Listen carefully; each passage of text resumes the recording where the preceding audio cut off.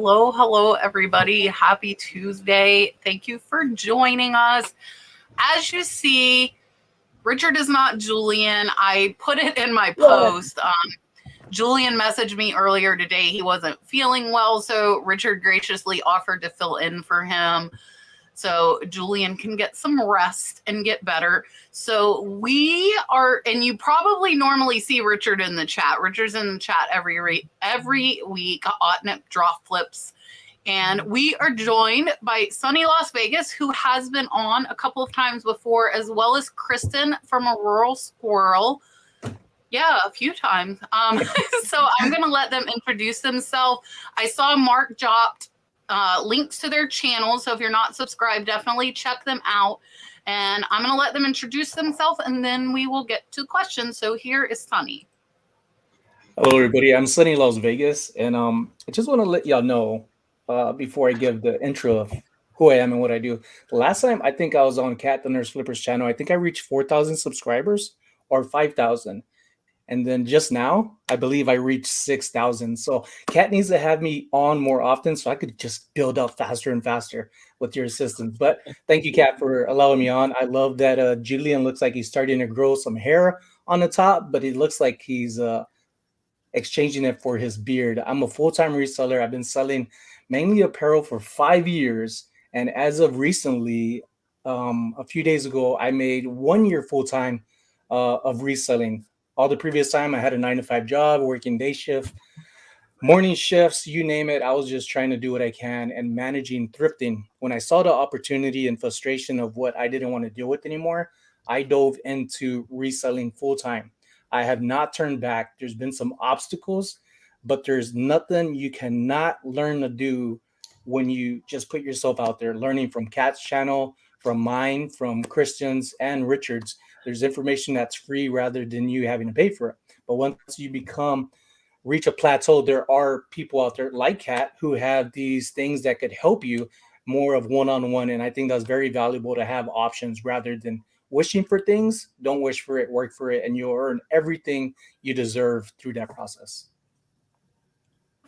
Perfect. Here is Kristen. Wow, how do I follow that, Sonny? You can't. So I'm Kristen. I'm a rural squirrel.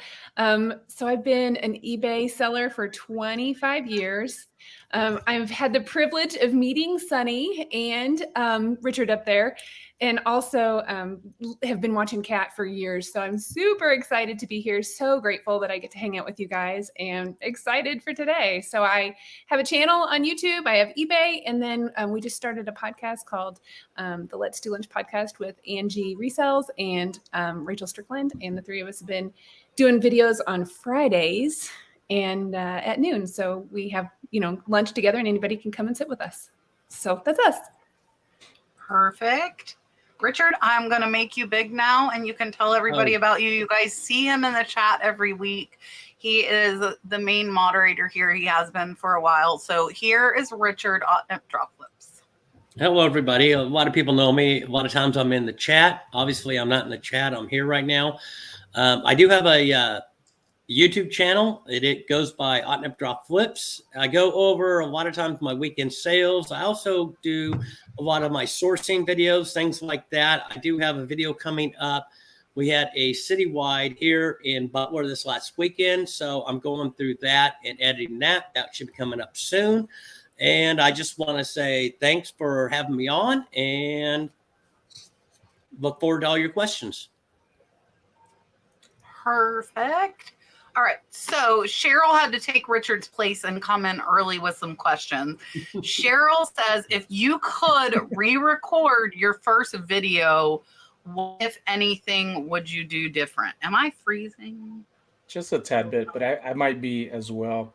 One of the first things that I regret not doing, but will do in another channel that I'm working on for tips, still related to reselling, I recommend starting out with an intro. You could talk about your intro of who you are, what you do, what you want to do, and then how you're going to get there by your process. It doesn't have to be perfect, but you could probably add in that video rather than just an intro. Maybe start off with where you go to, what you're looking at, and ask people to help you out, because it's better to put yourself out there in a way, because in the video you are vulnerable, completely vulnerable. But when people see that you're not a know-it-all, they tend to want to know if they could help you out or not. Some people may come off a little bit of ways that you may not like, but just look at what people are telling you and giving you advice. Coming on here on Cat Nurse Flipper's channel, Jeremy, who's in here doing it wrong, he's been one for a while who has been giving pointers and been helping me out. And not just him, dozens of people. And I would start off with an intro and just putting yourself out there and starting from there and reevaluating yourself, and then try to do better the next time. Those are good advice. I agree with that. My first 4 videos were up and down instead of horizontal. So I didn't know that was a thing. And I just wanted to get the content out there. So even though after the first 2 or 3, I realized that it was wrong, I still put them out because, I had the content. I wanted to continue and grow and learn from it. So I wish that I could go back and make them horizontal, but they're vertical. As far as me, would I go back and change anything? No. I think the hardest thing for me was actually get onto YouTube. And a lot of the other content creators told me, just put out a video. Doesn't matter what it is. Get over that fear. And it took me quite a few videos to finally get over the fear of looking at a camera and talking to the camera rather than talking to people. That's the hardest thing. You got to get over that fear, and you're only going to get over it by doing it. So no, I wouldn't go back and change them. That's who I was, and I've just grown from there. So mine is the same as Kristen's. My first video was up and down. It was not wide. And actually Matt over at Part-Time Pickers messaged me because he's who encouraged me to start my channel. And he's like, hey, you need to turn the phone sideways. And I'm like, oh. So I only had one like that, but I would definitely be that. And I also would focus more on looking at the camera, which a lot of times is going to come more with experience. I'm still kind of finessing that and fine tuning looking at the camera, because you want to look at your screen versus looking at the camera, and then people don't feel like you're looking at them. So I think that would be something really important to focus on, as well as having the right direction of the video. Lori says, eBay has the option to collect sales tax on your sale. I haven't been doing that. What is your advice about this? I look at my sales. I do not collect the tax. I paid for it on my end. My first 2 years, I was using the eBay version of doing that. And I got a lot of complaints from people saying, why am I paying for this tax? So like many of my things, I don't list it for the same thing that I buy it for. I price it up with that in consideration.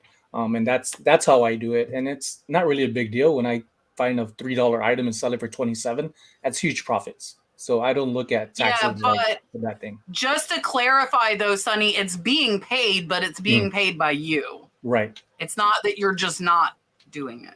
Correcto. I have mine set up the way eBay is defaulted to. So I don't worry about it. I just, whatever it's set to is what I do. I take it to the tax guy and he figures it from there. So I didn't want to have to think too hard about it. If eBay had it defaulted to a certain way, that's the way I went with it. I'm the same way. I don't basically have them take out my taxes. I basically claim the taxes. I'm currently doing it on my own. So when I file my taxes for my regular job plus eBay, it's all combined together.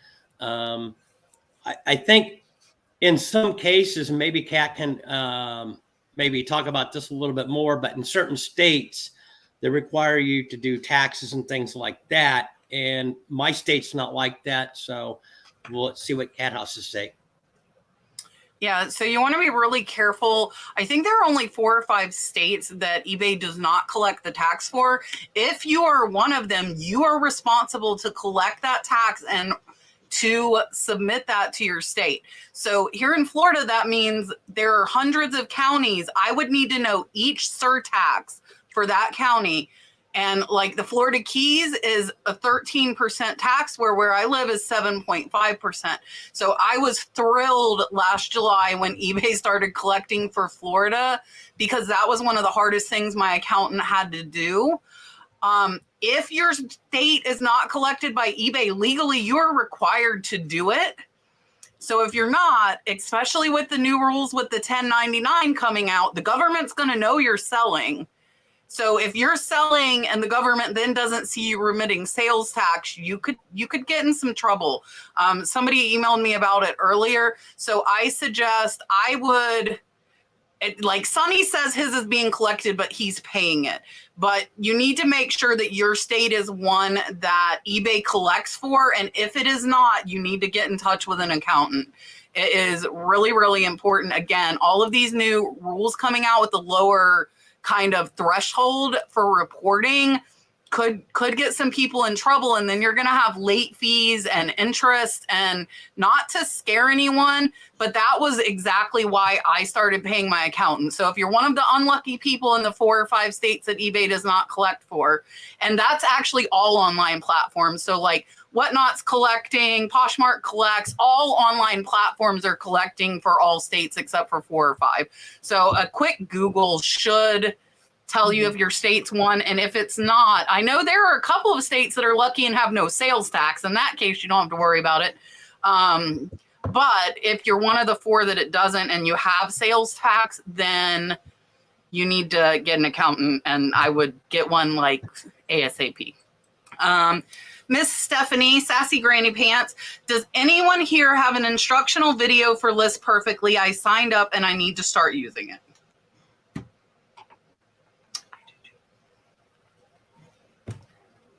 I wasn't raising my hand, but I was pointing up. You were pointing to me? Yeah. Okay. I was pointing I have 2. Stephanie, I have 2. I would watch both of them, because in one of them, it's really step-by-step instructional. And then in the second one, I show my new way of doing it, which is listing on eBay and then putting into List Perfectly catalog. They're both probably 20 or 30 minutes. So search the Nurse Flipper List Perfectly. You should find them. There are only 2 of them. And it will help a lot. I step-by-step show screen shares using it. Super, super easy to do. And I have a question about that. Oh, go ahead, Kristen. Have you ever used any other platforms? Have you used like Vendoo or anything else? I tried Vendoo when I first started doing it, and I hated it. And they didn't have Facebook Marketplace. And I was selling. Now I'm banned on Facebook Marketplace, but that was the big thing. Like back when I started using it, deciding between the 2 is List Perfectly had more platforms. And at this point, I've been using List Perfectly for 2 years, and I've had no issues with it. So for me, if it's not broke, I'm not fixing it. And we probably get about $2,000 a month in added sales, and I have the $70 a month plan. But I think for $70 a month equaling, $2,000 in sales extra a month is worth it.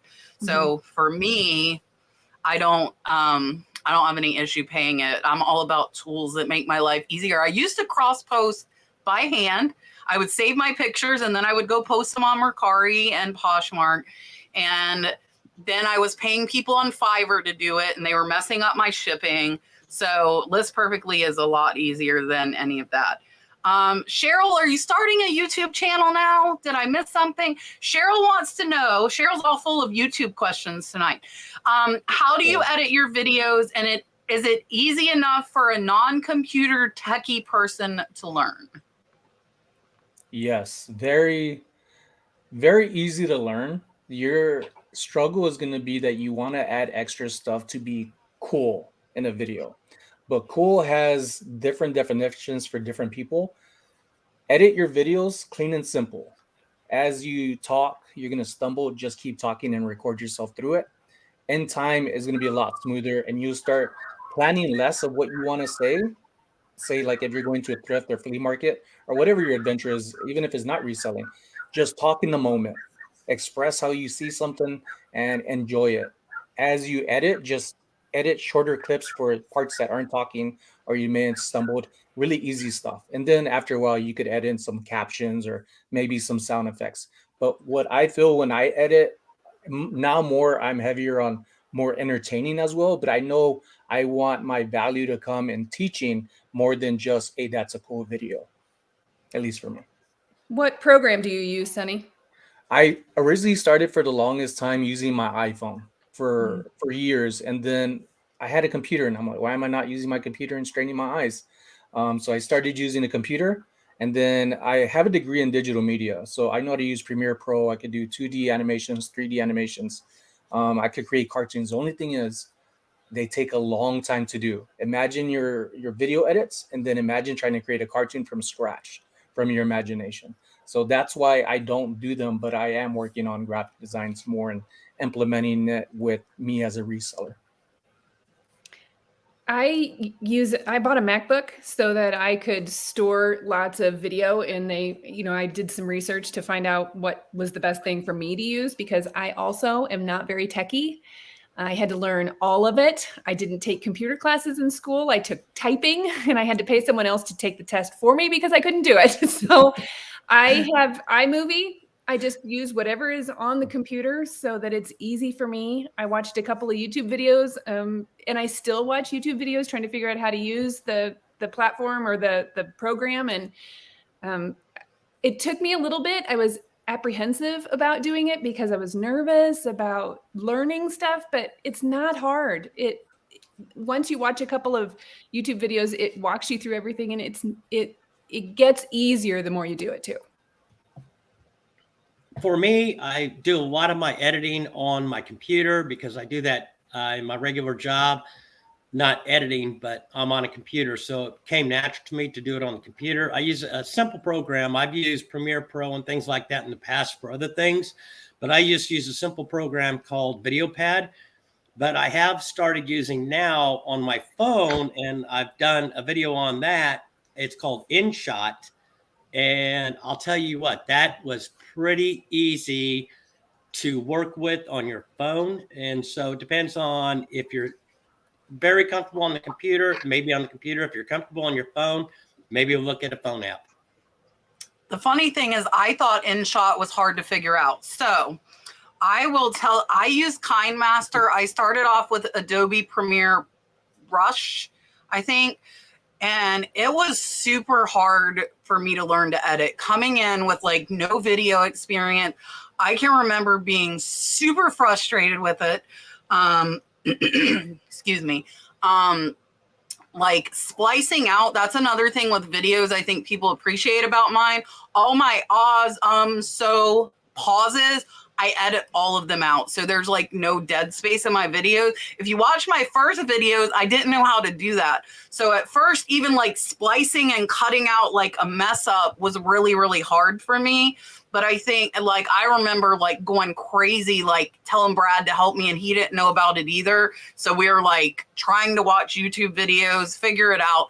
I remember being very, very, very frustrated with editing. So I'm not going to say that it's easy enough, because it was a learning curve for me because I had no experience coming into it. And it took a while before, and you're going to get better and better and better. Like my new channel that I just started, the first video, I edited more on there. I thought it was fun. I did, more transitions, things like that, because I've learned. And like the intro video to this live and the exit video, I made them myself. So with time, you're going to get better. But I think if you're a new channel, people are going to expect that, you're new, you're learning, you're figuring it out. So I think just doing it, you're going to get better and better. The more you do it, the better you get. But I agree with Sonny, like in the reselling realm, most of the time it doesn't need to be overly edited. Our videos aren't something that are overly edited.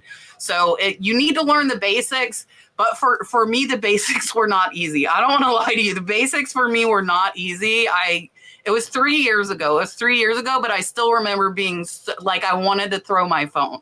And I bought a gaming laptop specifically to edit.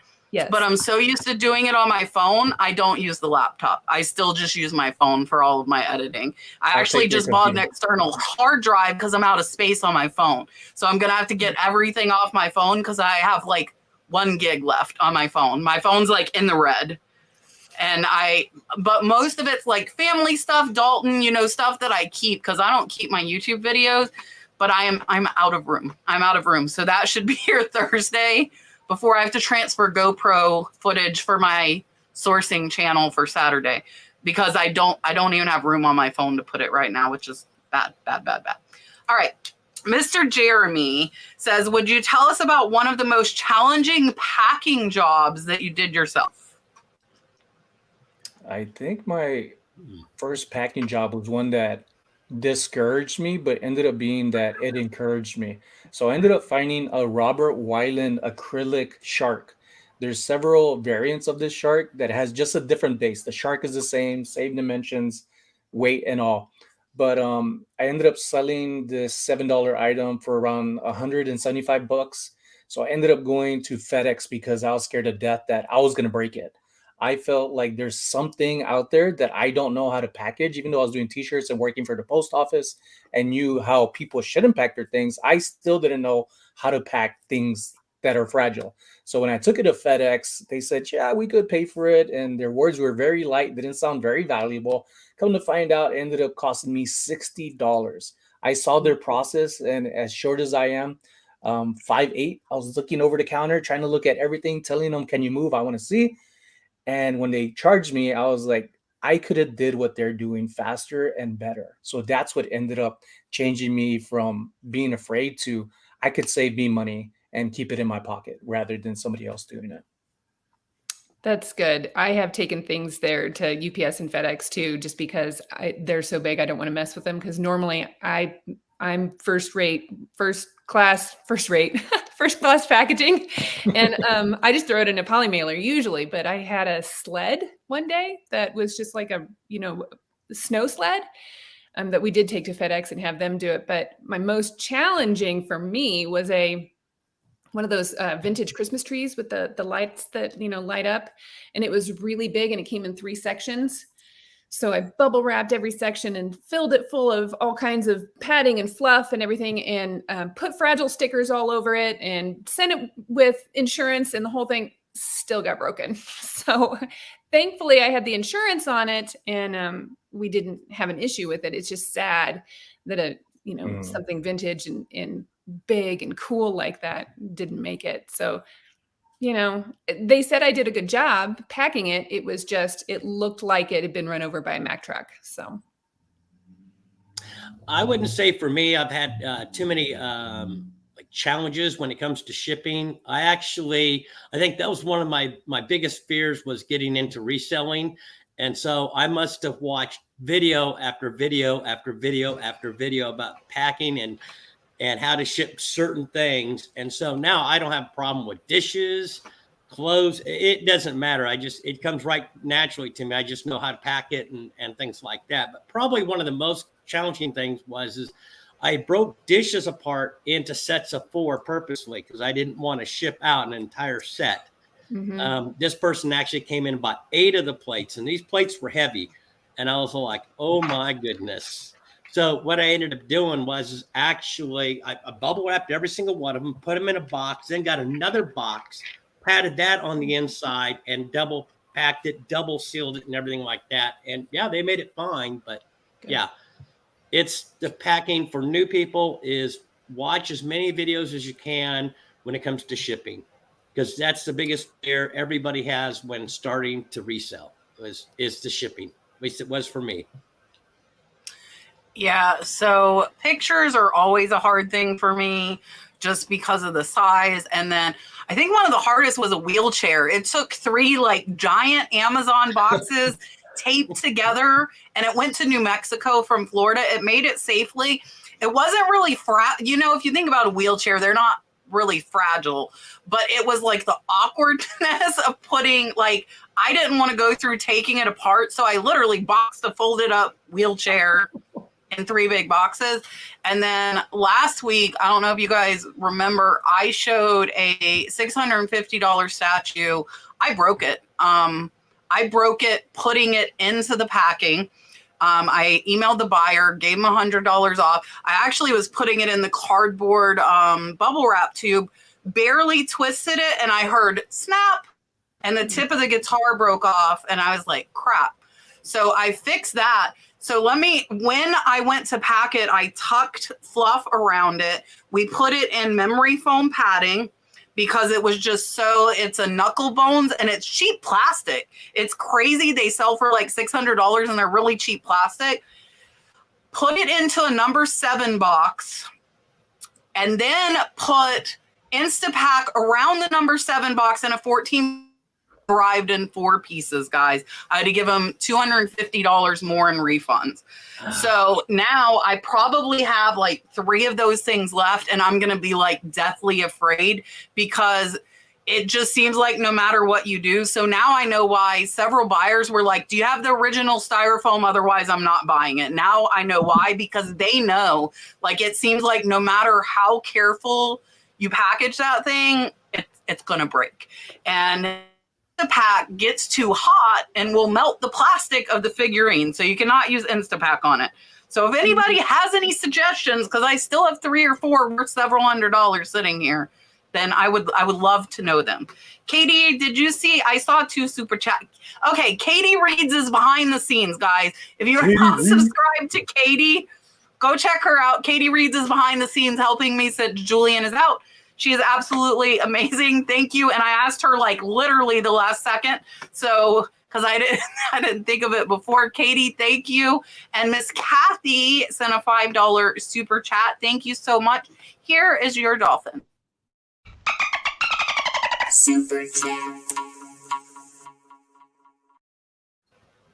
And I think I saw Beach Walker. I did. Beach Walker says, thank you, Kat, for all the great information. I had my best ever sale today. $600 on a Ray Dunn piece that cost $2. That is absolutely amazing. That's awesome. Congrats. Good for you. that is great. That is a great sale. My sales are slow today. Today's the slowest day I've had all month. Luckily, Amy, I don't know if Amy's in chat. Amy came and bought 3 sets of pillowcases for me. Before that, I didn't even have $100, which is sad when I have over 200,000 in inventory. I was like, what is going on? But you know, we did over $1,000 yesterday though, which is double our average. So I guess it's flowing over to today into nothing, and we'll just average the 2 days out. So congrats on your sale. That is amazing. Here is your dolphin. Super chat. Miss Laura wants to know, what are some of the best auction sites for sourcing? Laura, I want to know if you mean like new products, or do you just mean like new inventory? If you could clarify, because that would be completely different answers, I feel like. What do you guys take of that question? For auctions, the only auctions I did was kind of when the pandemic ended and things just started opening up. I went on high bid because I've been hearing about it all this time. And when I went online, I scored a nice little haul for $11. And these were all women's shoes. And one of them sold for $89. And the rest of them, all but one, has sold for over $60. So that has been the only thing I've gone on it. And it was a local one to where I had to pick it up. And I know there's been people out there saying, oh, they don't mail it to you. Some do, some don't. And you could contact them to see if they could work out something and pay for shipping that way. But I think the person above me is going to be the one who's going to have more experience from this question. I also have used high bid. I like Whatnot to get things pretty cheap. So if you're on there, sometimes you can find that's newer. That's newer. Yeah, there's some great stuff on there. There's some fabulous sellers. It's fun, so it's sort of social. So, I mean, you might consider checking it out. I don't know if any of you guys have a link for her to be able to do that. My link is in there, and you get $15 for Whatnot versus just signing up. If you sign up using my link, you'll get $15 in cash to spend. And my first sale on Whatnot's going to be on the 28th. if you guys, 2 weeks from tomorrow.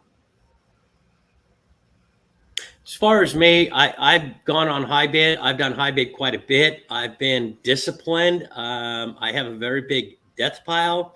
So I've been not going on high bid, even though I want to. I get quite a bit of stuff on high bid. But I do local pickups only. I don't go and have it mailed to me. I've heard too many horror stories and stuff. So I can only pick the high bid. So you can find new and used items on HiBid. That's what I was I wasn't sure what you were asking. You can find new stuff on HiBid. I bought pallets off of HiBid before. That's definitely the number one. I actually have went back to sourcing on Shop Goodwill lately. And I was surprised because last time I looked, it seemed like everything was way too high. And the last week I bought like 10 lots off of Shop Goodwill that are absolutely amazing. So I went back to there. So I would check that out as well. It probably ebbs and flows, it depends on who's looking and who's searching at that time. HiBid is the same way. I tell everybody, if you're looking on HiBid, I would search like every 3 days because a lot of these auction companies only do them 1 week a month. And if you don't search in the week that they're doing it, you could never find an amazing sale. 2 of my favorites do it 1 week every month. So if I didn't happen to know like that they only do it, then I would never have found them. So I would check frequently. And I agree with Whatnot, like my pieces that I'm going to be doing, I'm going to be starting at $2 and $5. And like, as far as resellers, they'll sell for $15, $20, $25. So if there's no bids, there's definitely room for profit there. But for me, I'll move through them fast. Like I'll do 50 items in a couple of hours. So if you were watching, and they're combining shipping too. So I have not got on the Whatnot train as far as buying because I know me and I would like never get off of there. I was on Vintage Vagabond Vin's sale earlier. And I stay for a little while, but if I stay too long, I know I can make money and I'll just start buying things like crazy. And I do not need to do that. I do not. Cheap Cheek Chickadee. She said she's an East Coaster. She primarily lists 9 to 12 p.m. every night in South Carolina. Do you think there are any disadvantages due to eBay's clock being set at Pacific time? Which you guys are both, or Sonny, are you the only Pacific time on here? Yeah, I'm the only specific time. Specific. Yeah, I'm Mountain. So do you think there's any disadvantage to it being set to Pacific? Anybody? I don't think so. No, I hear stuff, but I haven't seen any proof to show that the time matters. I think your time, it kind of reads that you list during your time, your own kind of internal eBay clock. That's just my vague perception on timing. You list every day, you're going to get stuff sold eventually. You don't list every day, don't expect sales as much. I agree with Sonny. I don't think the time has anything to do with it. I think as long as you're listing consistently on eBay, they're going to see that and they'll pick you up in the algorithm. Yeah, and I don't think there's any disadvantage, but I would pay attention to Pacific time. So I'm not going to end something at 11 a.m. because it's only 8 a.m. on the West Coast. So I make sure I think about, so I might end something at 9 p.m. Eastern Standard Time, which is still 6 p.m. on the West Coast. So I do think of like, okay, what time is it over in California? Yesterday, over half of our sales went to California. So I know I have a lot of California buyers. So I definitely, the few times I do run auctions, which would be the only time I think it would really matter, I would pay attention to what your Pacific time is as well. Is that Sassy Granny Pants? Oh, I missed Stacy. Okay. Stacy, thank you. I see, that's why Katie's there. I would have totally missed that. Because we have so many people in the chat, I can't keep up with it by myself anymore. I can't. So Katie, thank you again. And Miss Stacy, thank you so much. Here is your dolphin. Super chat. Now do I see? Yes, I knew I saw Sassy Granny Pants. She says I have a great local auction here in Missouri, but she's not giving away her secret to Richard. Richard might know it. Richard's bought a lot on HiBid. Richard bought a lot. Yeah. Even though he says he's behaving, he's bought a lot. I've been behaving. Stephanie, thank you so much. I appreciate it. You don't have to tell Richard. You don't have to tell Richard anything. Here's your dolphin. Super cute.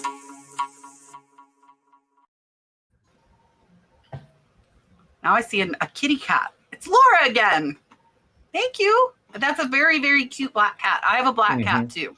I have a solid black cat named Aria, who was the first pet we had when we moved into our house. She's like 8 years old now. So that's how we know the age of our pets. We got them as soon as we bought our house. My dog is the same age. They're both 8 years old, almost. Thank you so much. I appreciate you. Here's your dolphin.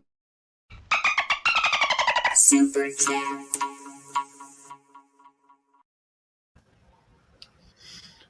Judy has a good question. She said she started reselling so she can pay her medical bills off. What is the main reason that we started to resell? So we moved over here to Vegas from Hawaii. I was stationed there for 10 years. And when we moved here, it's because we're pretty much broke. We weren't even living paycheck to paycheck. It was more of paycheck to prayers that got us by. So that's why we moved here to Vegas and trying to find some jobs. Even after military and my experiences, I kept being told that I didn't have a degree, even though at the time I did when I got here, but it was already kind of something I didn't want to do anymore in graphic designs, working for another company because they don't pay you as much. Nowhere near. They want you to be a boss, the trash man, the negotiator with customers, everything and in between for very little. So my wife, who had just started her nursing career, like Kat, started looking at things on the side. And she's the one that brought up thrifting. And up until this day, to help get through bills and not working, that has helped me incredibly. And I tell people this story or something to think about that I didn't have to think about to make me look at not looking for a job and going full-time reselling. When I wanted to leave my job, my wife said, hey, you should still apply for jobs just in case. And I was looking at what I was making in every day and seeing that during this time that I wasn't reselling, I wouldn't be making these sales. But during that time, I'm over here depending on a callback, praying, emailing, trying to follow up for a call just to be told we'll get back to you. And that's really one of the biggest things that influenced me to look at reselling, not just to go full-time, but to help me in my personal life. And now we have a home, we have 2 vehicles. I'm very grateful to be in a position that I am to have more freedom and also visit my doctors the way I'm supposed to for therapy and everything else of the situations for me being in the military happened to me, wear and tear.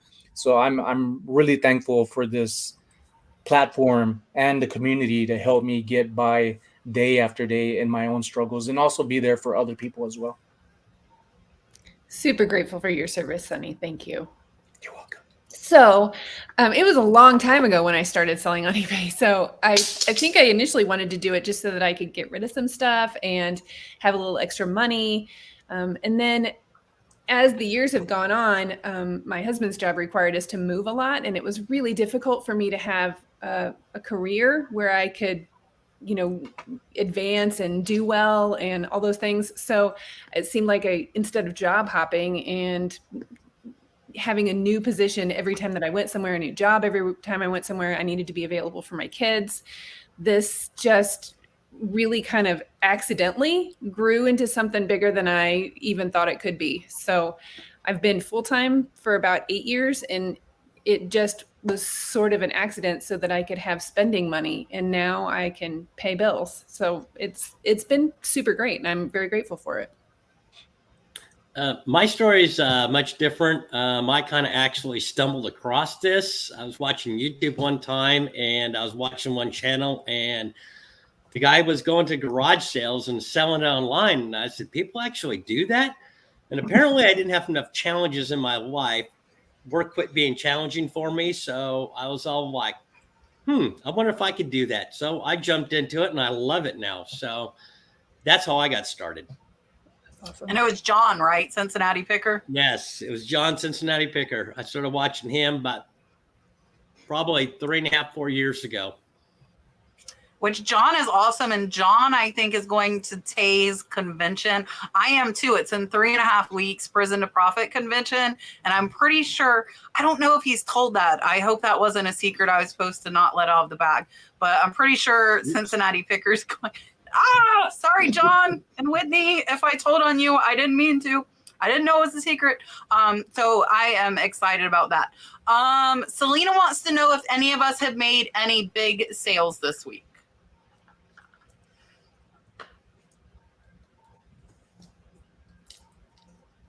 As replying, anyone make any big sales? Yeah, I've kind of had several big sales the past 2 weeks. One of my favorite ones is one that I expected to have really good profits, but in the long run, sometimes you buy things knowing that it's going to be worth money for how much you spend. So I ended up paying $60 for probably 2,000 McDonald buttons. That was a collaboration with Ken Griffey Jr., a baseball player. So I ended up getting a message, somebody asking if how much that I had altogether, because they no longer see it, I think, on eBay. It just says more than 10. So when I decided, like, oh man, I really need to count this stuff, maybe it might be a big thing. So I ended up counting quite a bit of them. And the person replied back in the eBay message saying, well, I didn't think you had that much, but I would like to buy all of them in a bulk buy. But I would only be able to buy half of them now.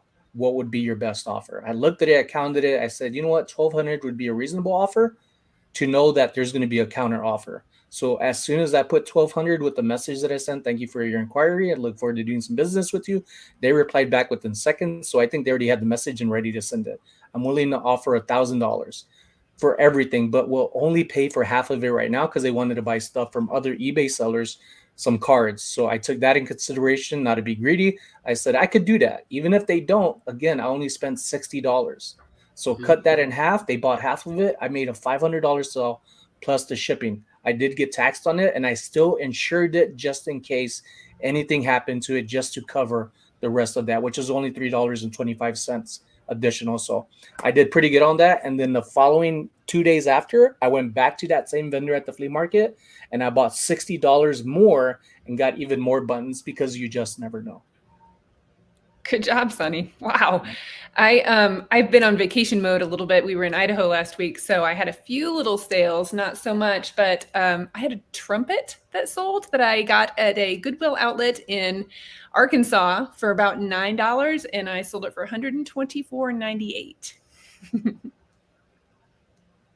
I have nothing big like them. Mostly mine are like bread and butter items. Basically, they sell consistently. So probably the biggest one this week has probably been about $40. And I'm probably into it for maybe 2. That's good. Yeah, so I just looked. We had 3 really good ones the past couple of days. The highest was a set of Harley leather chaps and matching jacket.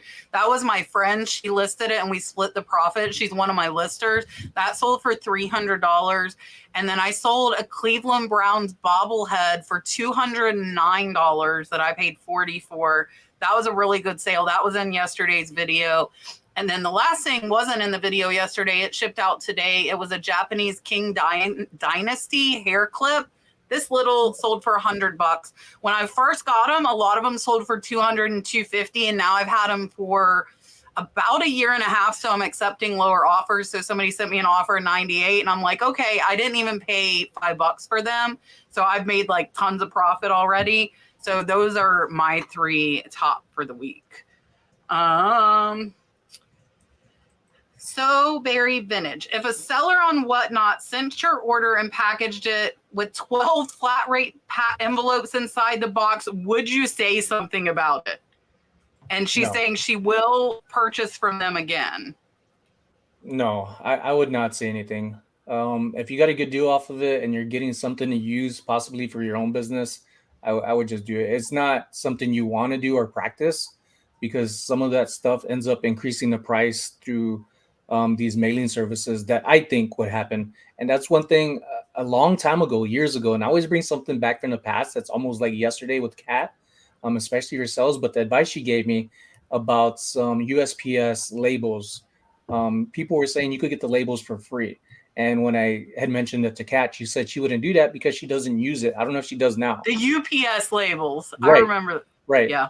And what she said was kind of look at what you're doing. You're taking advantage of something that's available for everybody, and it could counter that to where they're going to start charging, or you're affecting the process of shipping and cost.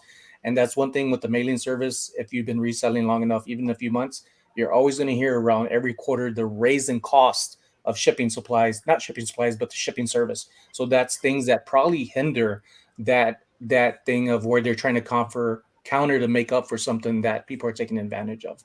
So I wouldn't do it personally. I mean, I wouldn't say anything. I mean, if you don't like it, that's not, I mean, yeah, I know you're not supposed to do that and it's not a good thing to do, and I wouldn't encourage it, but I don't think it's your place to say, hey, you know, you're not going to do that. I mean, it's just going to make them mad and you can't reprimand them in any way for it. So I wouldn't worry about it. Yeah, I wouldn't say anything. I actually purchased something off eBay one time from another reseller, and when I had opened it up, it actually was packed in, I believe it was like 4 or 5 of the express mail packaging, and then shoved into like a regular padded flat rate.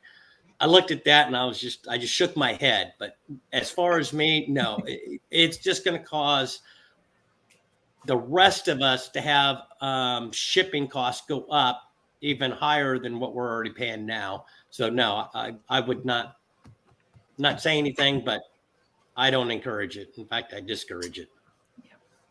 I'm going to go against what everybody says and say, hell yes, I would say something to them.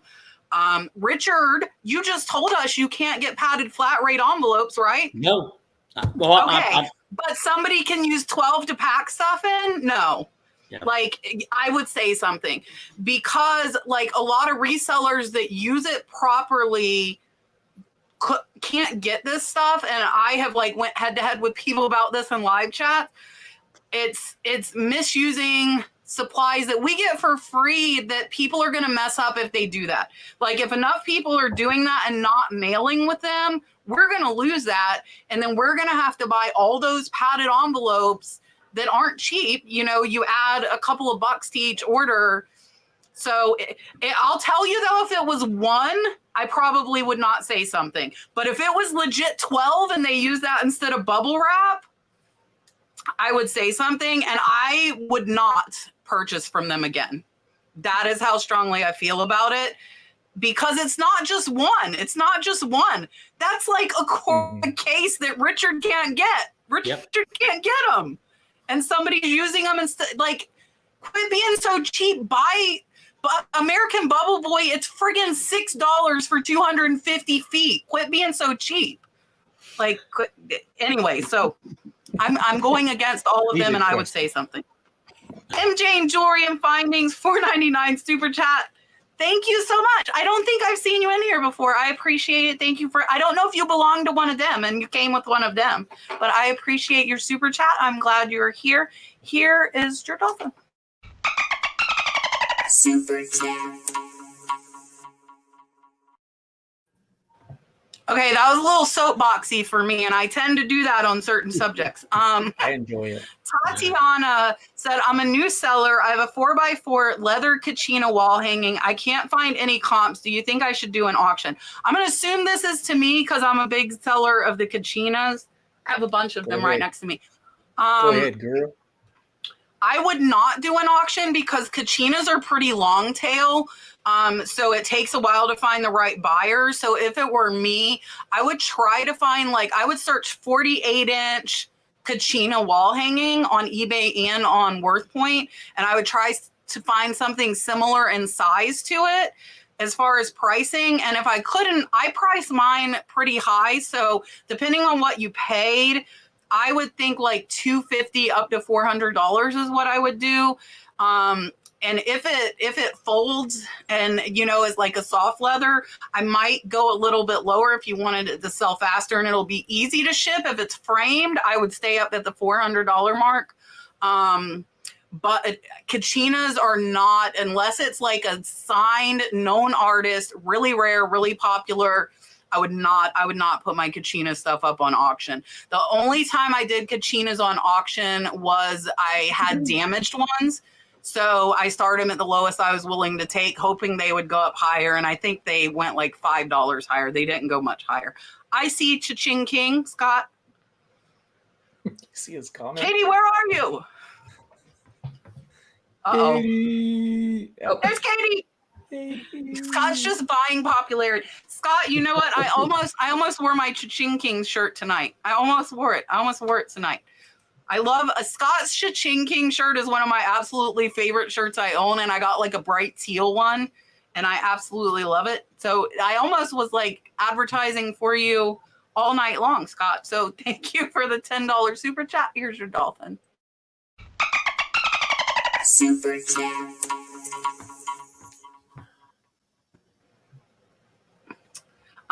Time Traveler Chest said, I've had my eBay account since '97, just recently started selling. I have a store subscription.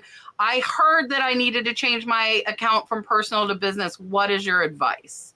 And she said she's a sole proprietor. Mm-hmm. Account from personal to business advice. If they're telling you to do it through eBay side, they must be seeing that you're getting enough sales. I would do it, but at the same time, I don't know. That's a tricky question. Mine started out as a sole proprietor, and that's ever since Hawaii, because I used to buy stuff and I just plugged in information because it asked, and there was a seller's permit. And at the time, I used to have a clothing brand that was a registered trademark, not just a trademark. Big difference. And I plugged in my information, so that was back 2013, I think. So too long of a time for me to remember.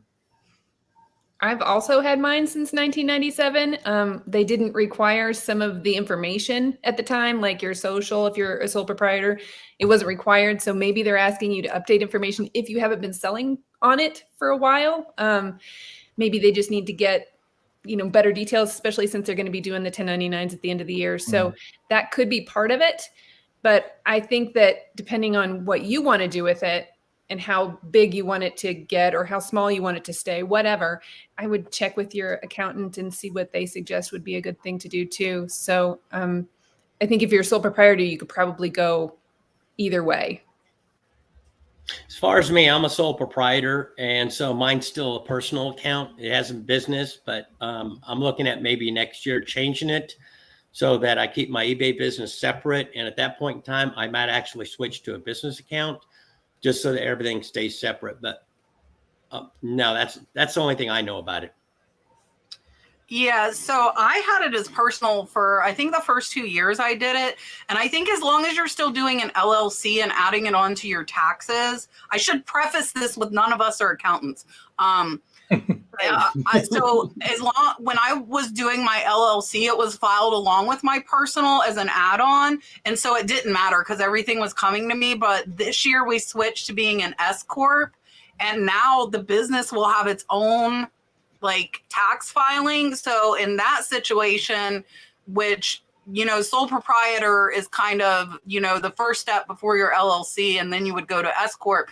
I would say it doesn't really matter because they're going to 1099 your social either way. I don't think that it matters. I see Angie now. I'm lucky I am knowing all the pictures tonight. I'm knowing all the pictures. Oh, hold on. I'm going to get a question. Hold on. Katie said she might have to put the baby to bed. So if not, I miss Clay. Listen, I'm not scared of a soapy box, Clay. I'm not scared of it. I might have been, I'm not going to lie, I might have been a little bit quiet and less opinionated in the beginning, but now, I just say what I think. Say what I think. It is what it is, and you can agree or disagree, and hopefully we can still be friends and move on.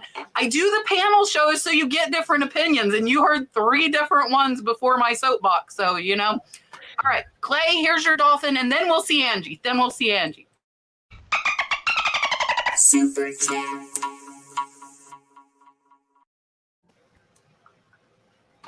All right. Congrats on starting your second channel, Kat. Thank you, Angie. Can you share what your plans are for the other channel besides that it's just sourcing? That is the plan. And thank you to all of you who subscribed. I hit 2,000 subscribers today over on the new channel, which is absolutely amazing. I appreciate it. It's going way, way better than I was hoping. So I'm happy about that. It is only for sourcing, and I am only sourcing for fun for that channel. I'm not sourcing for my business. Like, I made a channel to go thrifting for fun, and that is it. So most of the stuff is going into wholesale boxes for resellers. The first one I did, I spent $80. I charged $100 for the box. So I made $20. I was there for 2 hours. So, $10 an hour. And then I kept a few things, which they did sell, like the Piglet mug, but I made $3 in profit on it. So I'm not like trying to do it for my eBay business. It's really to have fun, to make me get out of the house. I'm actually doing a whole like spill my guts to you tomorrow, if you want to know, and like kind of a little bit more. It's a lot of the talk about this, but I have been like kind of down and I needed a pick me up, and that channel is what I decided to do as a pick me up, crazy or not crazy. I'm only doing one video a week, so I think I can handle it. But yeah, so that's it. And the main reason is I think a lot of people like to watch sourcing videos that aren't resellers. So I wanted to separate it out because I have a few non-resellers that watch me, which I think is really awesome. But my content is very, very reseller focused. And I wanted something focused more on the general public, I guess would be kind of the bottom line. I see another, I don't know S. I don't know who S is. Sunkissed. You need a picture so I know who you are. Sunkissed says, thank you, Sonny, for your service and all of you for being here. Any tips for organizing inventory in a death pile? She even has to hunt for sold items. So we can answer. Definitely no Sunkissed on my end of the channel. The ways I started finding better items to flip is having the time to be sourcing for items. And when I get home, I have these either mental notes or written down notes of brands or photos that I followed just to see what they're worth. Even if it's not worth something, it's worth knowing what not to look for to make your sourcing much more smoother. There are things when you start sourcing. I'm big on apparel. I saw a question up earlier and I could add this to this. I've been reselling apparel for a long time. I don't know everything, but I know majority of stuff that I could make good money for. And you see me in my element in my videos, like the one I put out today. So after this, make sure to check it out. But there is a difference of me knowing when you see something, I have a pause and I'm looking and I'm having a little rest of my brain cells kind of twinkle inside and spark to see if, like, where do I go from here? And everything new every day when you come across something new is just like day one, but it becomes smoother. So I would recommend using your phone. Make sure it's charged. Don't be afraid to pull out your phone. There's been moments to where I used to walk into a garage sale and then I'd go run in my car and look on my phone, see what that item was. And then I'd go back to the garage sale across the street, because I was just nervous. So get over the nerves, know that what you're doing, it's about you. Doesn't matter who else is around you, and just enjoy what you're doing.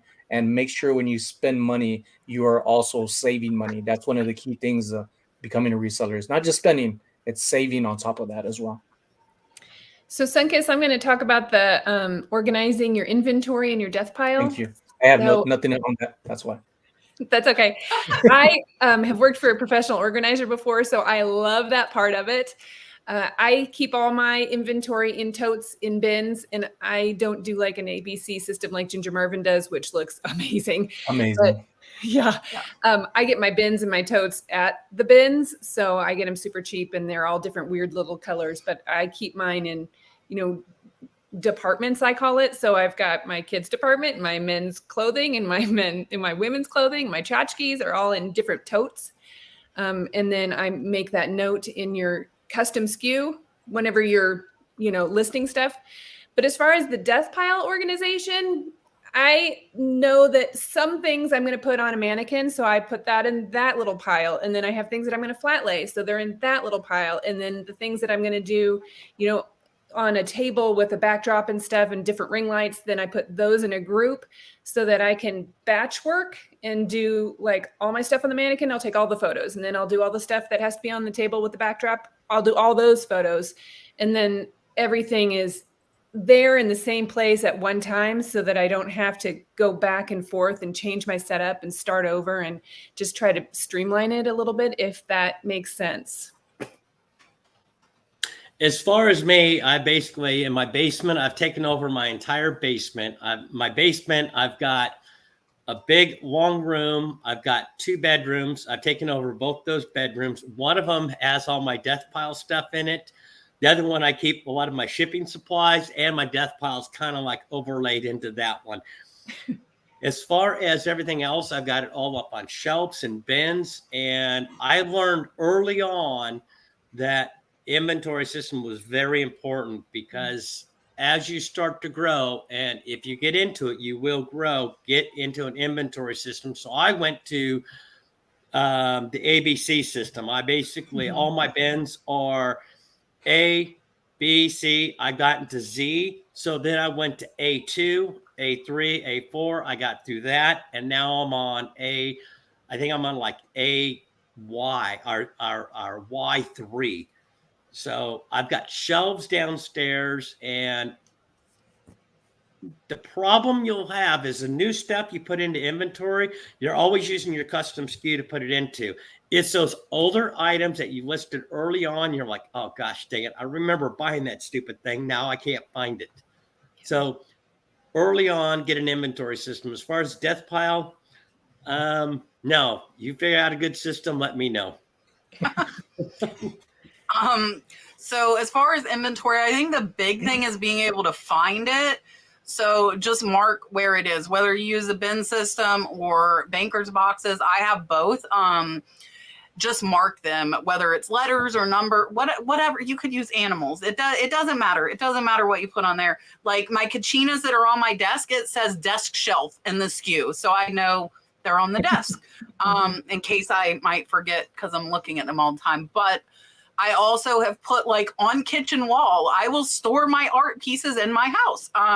So put where they're at. That's the biggest thing for inventory, because you need to be able to find them. And as far as a death pile, I like banker's boxes. That's what I went to mainly for my death pile, if they will fit in banker's boxes, because I grab a banker's box and I list the whole box, and I cannot see what's in there. When I had clear storage totes, I would avoid the totes with stuff that I didn't like that much and I probably shouldn't have picked up. And then it was here for 3 years, not listed. So now it goes into banker's box. I grab a banker's box, whatever's in there is listed. They're not marked because I don't need to know where it's at if it's not sold. You know, it doesn't really matter. So as far as organizing, it's kind of compacting it and making it look neater for the death pile for me. And the banker's boxes have done it. I have a couple of totes as well. But I like what Kristen said too, though. You could separate it out. And I typically do when I buy stuff. It'll be like all of one thing in one box. Like my daughter just listed 50 scarves. I had put all in one box because, yeah, it's the same layout. You can go, you know, faster when you're listing. So I do try to think of that when I'm loading up the banker's boxes full of stuff to keep it. Let me give you your dolphin. And then I saw Clay. So here's your dolphin, Sunkiss. Thank you so much. I appreciate it. Super chat. Clay is back. Does he have something witty to say? No, he says, Sonny, it's very important. It is witty. Are you growing your, I see, I knew it was witty before I read it. Are you growing your hair to match Bobby's or Krillin's? And if you do, does that mean you'll become the late night drive-through master? Amazing shenaniganish question, but I want to backtrack and apologize to Sunkiss because I totally, it's like I got selective hearing as well as I do selective reading. We love you. It's okay. You talked and gave some good information. It's all right. I do want to say some things with organizing is that if you don't have a big space, but you're kind of throwing everything in a tote, using the clear bags, if you have multiple items, say like t-shirts or toys, but they're slightly different in size or some alteration to them, I always make sure with apparel that the size label is sticking out to where I'm not trying to mingle with the item to unfold it in the package. I think that's one thing that's been helping me, especially with jeans. I come across jeans, denim jeans almost look always the same. So you try to find the labels and keep it on the outside to help you organize it. But before, or if you're just starting and don't have that much stuff with being organized, look at what you have and kind of foresee how you want to get it organized little by little. Don't be in a hurry to fill up that space with just stuff. Find things that's going to make you profit by learning about just the sell-through rate and more things like that. Now, Clay, very important. I don't think it's important as Bobby Krillin's hair. I think mine's better because I do have some curls in it. But no late night drive through. I'm actually working on exercising. I'm 218 pounds and I want to get down to 185. Not to be lean or cut or muscular like I used to be. I just want to feel better, especially with having arthritis and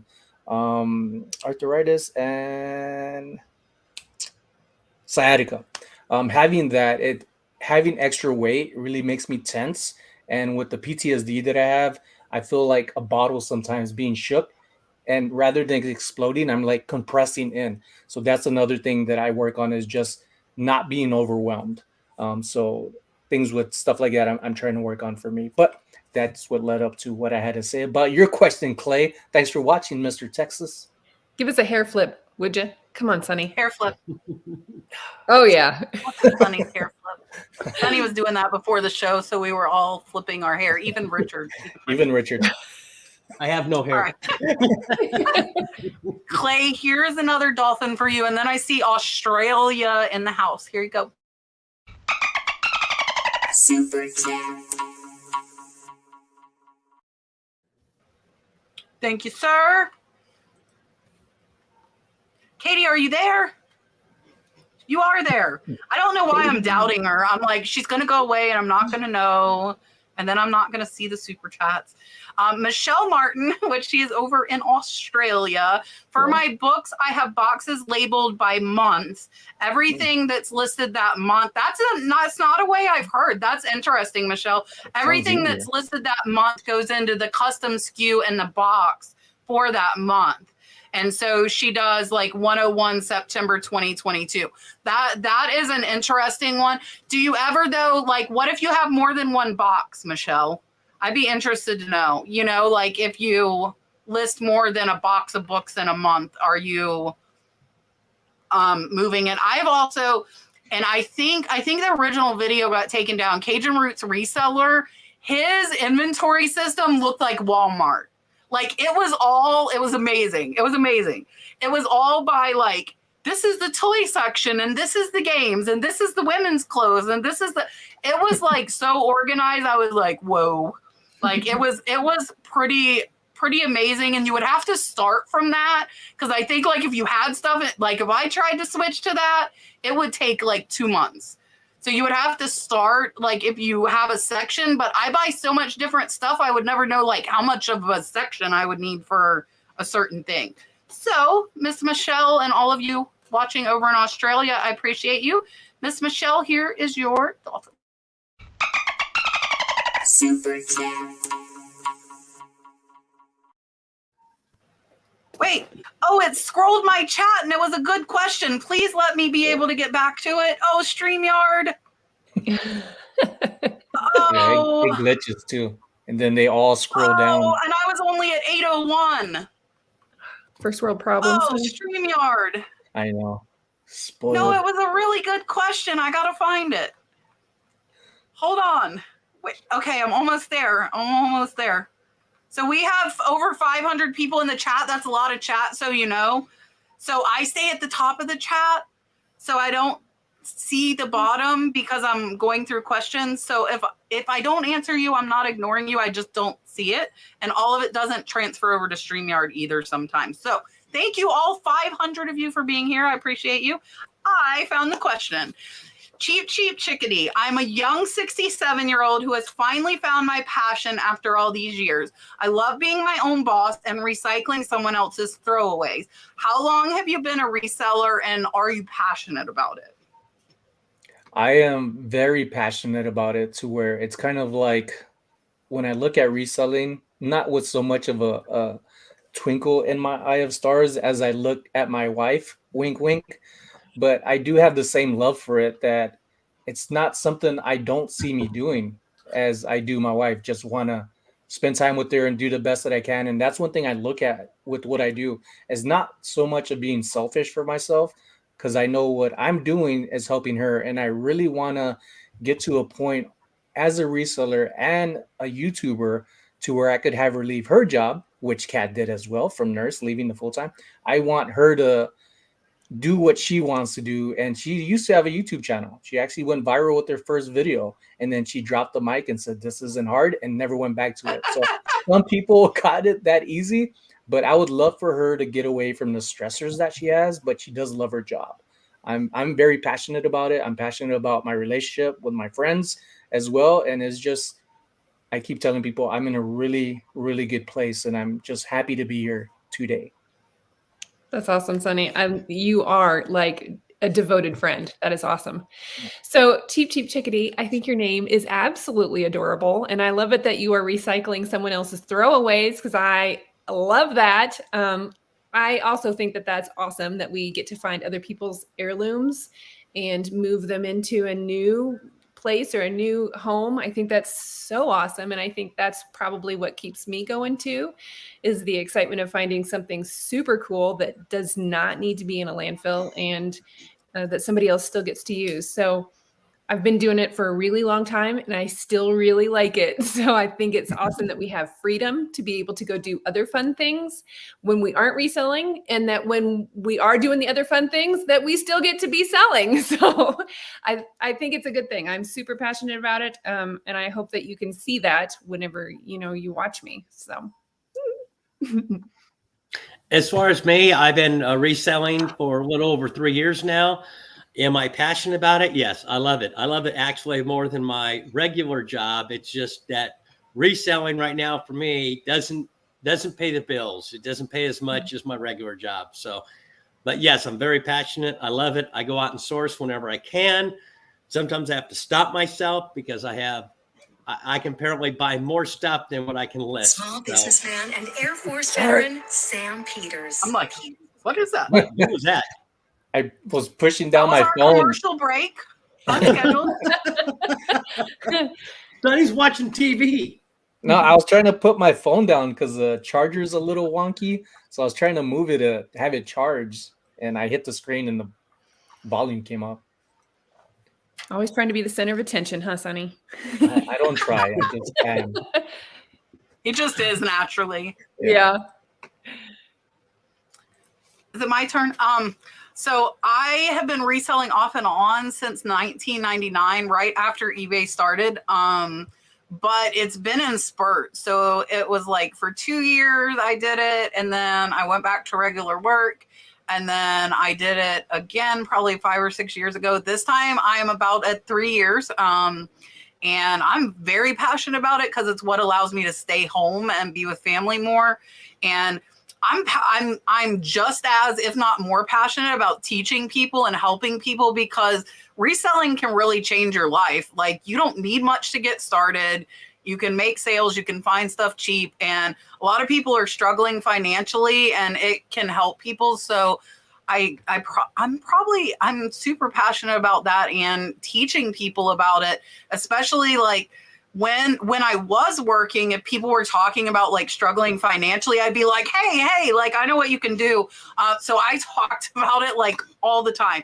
Even like the person at the garage that like took your money, they knew my channel because I'm like, hey, if you want to make some extra money, you should do this. And they did. And they'd tell me about their sales when I came through the garage. So I am very, very passionate about it and sharing it, because there's so much stuff that's getting thrown away that's valuable that people want, and they're just not in the place that item is where they can find it, and we help them find it. And I think it's a service that we're doing. Cora wants to know, what is the best way to ship baseball hats, and how do you choose which postage to use? Baseball hats? Baseball, yeah, okay, hats. Make sure I'm not reading bats. I use a It's a 8.7 by 4, but the thing about boxes is that the measurement is always rounded up to the next inch. So I end up putting 9.7 by 5, I believe. 8.64, 9.75. Yeah. And they're usually, hats are very rare to be around 12 ounces. Some of them are not meant to be bent, so I could use a larger box, 8 by 8 by 8. But again, you got to round up 9 by 9 by 9. And that's how I usually do it. And with hats, if I can, I put them inside before putting them in the box. I put them in a clear sleeve, just so there's protection in case the weather, it might rain. You never know where it's going to, or what they're going to do with it. Because sometimes they order it to a place that they're going to for somebody else. So that's how I do it, and it's usually first class. So I don't do a whole lot of hats, and when I sell stuff that needs a box, and I would put a hat in a box because you don't want it to get smashed or crushed or bent or anything like that. I get most of my boxes at the Dollar Tree. They give them to me for free. So I just go pick up one of those and I do put them in a bag. But the cap guy, Bobby, he has some great videos about how he does it. And I mean, the cap guy, Bobby, It's the cap guy. I mean, his name says it all. He knows how to ship a hat. So I would watch one of his videos if I needed to ship something super special. As far as me, I use 2 different boxes for shipping. It depends on the price of the hat. If the hat's selling for over $30, I'll use an 8 by 8 by 6 box. It's a little bit more sturdy, yet usually causes it to go over to 12 ounces. But I also use a clear poly bag on them as well. Anything under than that, I use a 10 by 7 by 4 box. Might push it down just a little bit, but it's not as a heavy a box as the other one. And most of those hats I can get to go out at an 8-ounce rate, even still using a clear poly bag. Yeah, I think the hat guy and I have had discussions because he does not use boxes. I also use boxes. I use 8 by 6 by 4 for mine. I would go to an 8 by 8. I agree with like Richard and Sonny. If it's a more expensive hat, I would go up, but they almost all ship at 8-ounce rate. So they go first class, unless like I've had a few vintage hats worth over 50, then I would bump them to priority mail 1 pound. I know a lot of people that don't use the boxes. I just feel like I don't want my hat to get smushed. And most of my hats are like 12 to 15 or more dollars. So I'm okay paying 50 cents for the box. But that's me. Patty, I am not having issues with my cough tonight. Thank goodness. I've had to go hiding to yell at the dogs, who I'm sure some of you might have heard earlier, barking like crazy. They're underneath the shed. They like to be there when I am in here because they just drive me crazy. And unfortunately, Dalton is sick again. So Dalton's had fevers for again, high fevers. So he got rebound. And Brad is sick as well. So I'm hoping I don't get another round. I'm hoping because it was so mentally and emotionally and physically taxing on me. Like it was rough. And I can't just start a YouTube channel every time I don't feel good to make myself feel better. Which is one of the reasons I did that. But yeah, so I my coughing is better. But look, this time I was smart. I didn't get the Fireball Danny recommended, but I did bring my cough drops out. I brought my cough drops out of the house. So I have them if I do, but we're an hour and 20 minutes in and I have not had any coughing issues. Yeah. Thank goodness. Okay, I'm scrolling. Okay, I finally got to like 8:06. It happens. You guys are all talking so much. I'm just like scrolling and scrolling. That's a good problem to have. That's exciting. Yeah, that's what we want. Keep us busy. Yeah. Greg, there are so many squirrels. Lots of squirrels. See? Lots of squirrels. We like to keep you on your toes. All right, Richard, explain your name, my friend. Okay. My name, most people know this. If you actually look at it and you spell it backwards, it actually spells Ford Pinto. That was my first car when I was in high school. And I actually came up with that name when I was in the military. We used to play D&D. And that was a fighter character I came up with. And when I created my YouTube channel, I decided to go ahead and go with that. So that's how that came about. All right, Berkshire Pickers over on Facebook. So thank you to all our Facebook watchers as well. Berkshire Picker says, how long does it take before you get subscribers to your YouTube channel? I've been posting videos and still no subscribers. What am I doing wrong? One of my biggest ways of recommending and doing something I started practicing afterwards is just being part of the community. Not just asking for subscribers. That's the last thing I'll do is ask, say, hey, come over to my channel. I need subscribers, because we don't know what you're offering. But what I do recommend is being part of the community, putting in your input, asking questions as well. It's not just asking questions. It's also giving answers to things we're not catching in the live chats, and also in people's videos, not just live chats, on anything that you can when you can. And when people start seeing that you're a regular and you're a supporter, that's a good thing. A regular is a good thing in the community. It shows trust and that you are consistent, as well as we are showing content, but also just communicating. So I think that is key. And eventually what I start doing when I recognize usernames enough, it's, hey, am I following that person? Because there is a lot of people out there to keep up with.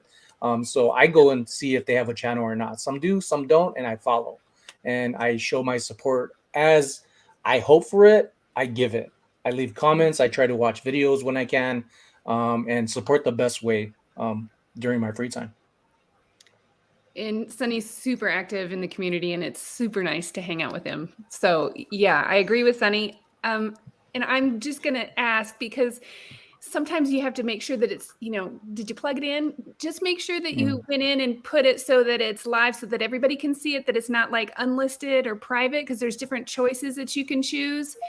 Just make sure that you've got it plugged in so that everybody can see it. I mean, if they don't know they're out there or can't see them, then it's going to be hard to get subscribers. But I also think that if you have social media of any kind, obviously you have Facebook, you should be posting it to Facebook. You should be putting it on Instagram. You should be doing, any chance that you get that you have to be able to put it out there that you are doing the videos. Tell your friends, tell everybody that you know, and they will kind of help you get the word out. But you really do need to do your socials. Yeah, I agree with what they both said. My channel's not very strong, but I do have, quite a few subscribers. It's just hard. It takes a while to build up a YouTube channel. I think YouTube is probably a lot more difficult than eBay. So anybody that wants to try to start a YouTube channel because they think it's going to help their sales, don't do it. That's all I've got to say.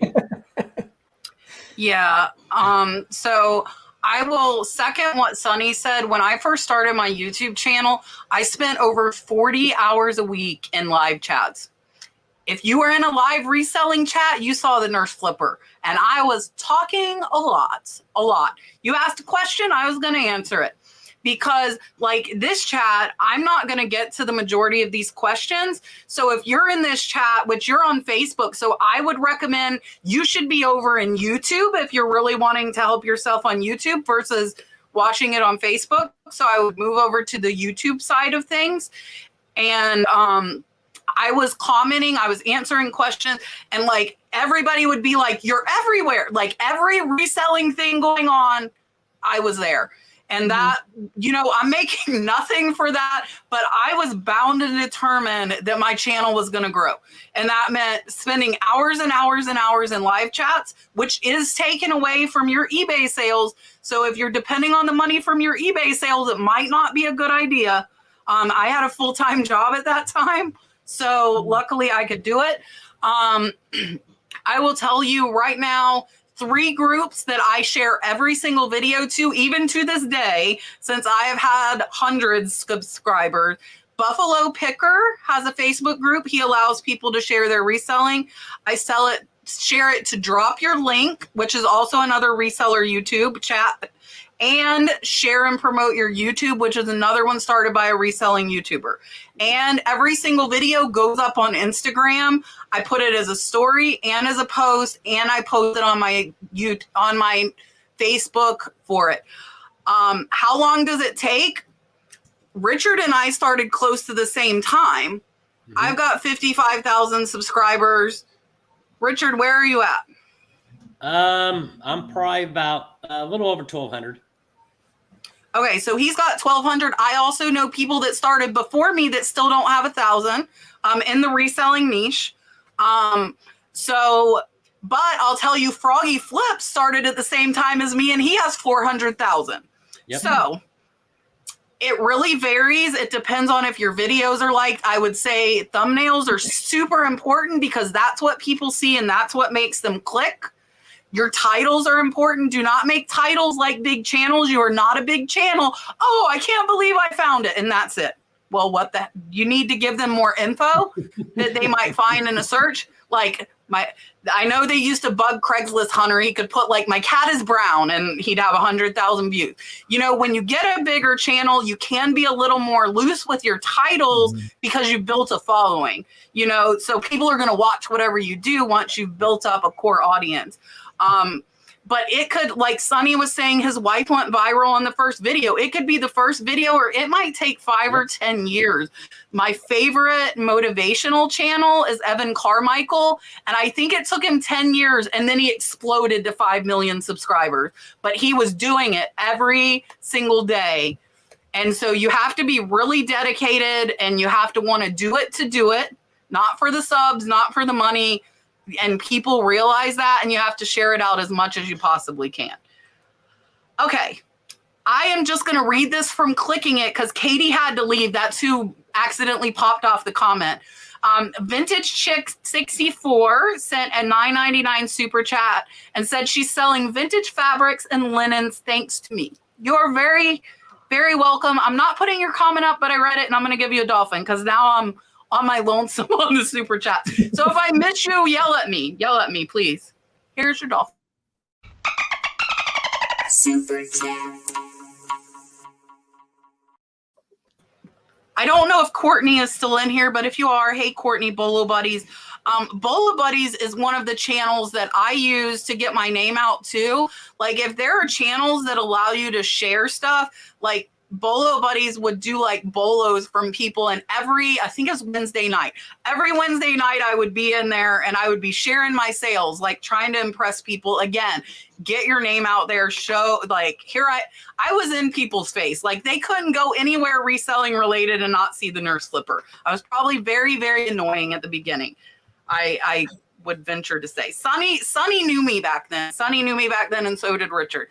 I was like everywhere. We are Now full of he's even more everywhere. This is what Sonny wanted. Sonny likes the YouTube questions, so Sonny's getting his questions tonight. Judy wants to know: do we have to get special equipment to do YouTube videos, or do we just use our phone? You don't need anything special. I honestly believe, even though I'm adding a little bit more effects and building my channel, I'm building my channel because I know I'm trying to reach a broader audience who are looking for that too, but not skimping out on the value of me teaching what I want to teach in apparel and things that I'm learning as well. I'm almost pretty much an open book when it comes to who I am, what's going on in my life, and my YouTube channel. But my value is teaching and also having fun with me and my friends, who I'm really big on my channel, having friends on. So the special equipment, I would say if you're looking at getting special equipment, only do it when reselling and say YouTube, when you get monetized, starts paying for it. If you could afford it yourself right now and you know you're going to do it for the long run, know at the same time you are investing in yourself. If you're thinking of it as, I'm only want to do this because I want to get on this bandwagon. There's no bandwagon in reselling. This is for yourself. Everything else is a plus when you're able to give to the community and help others to not suffer or struggle as you are, which is one of the big things why I started the reselling channel. I want people to struggle less, and I hope that I'm doing that. So do the reselling, have it pay for upgrades little by little. Judy, I guess I want to know, are you just looking for an excuse to buy the stuff? Do you just want the equipment? Because if you just want the equipment, just make sure you're going to use it. So don't buy all the equipment and then be like, nah, it wasn't that fun, but now I have all the stuff. Don't do that. I still take videos on my phone, just my regular everyday phone. I put it on my regular everyday computer. I buy more equipment for my reselling business than I do for my eBay, for my YouTube stuff. So you don't have to have fancy equipment just to put stuff on. I honestly think you can just do it on your phone, put the stuff out there. And if you're worried about getting started because you don't have the equipment, don't. Just put it out there. You don't need to have a GoPro. You don't have to have the fancy little mics like Sonny's got when he walks around with all his friends. I just got it. You don't need to have all that. You just need to start. You've got a phone. So I think you can just put it out there. All that information, all of the stuff that you need is on your phone. Yeah, I'd agree with both of them. You don't need anything to start with. I actually started with the GoPro, but I actually had another need for it at the time. So that justified me going ahead and getting it. But you could do everything with your phone. You can do your videos, things like that. And don't invest money into YouTube because YouTube is very cutthroat. It's hard to get into and make it out there. Only a few do. You have to enjoy doing it. I enjoy doing the videos. That's why I still do it.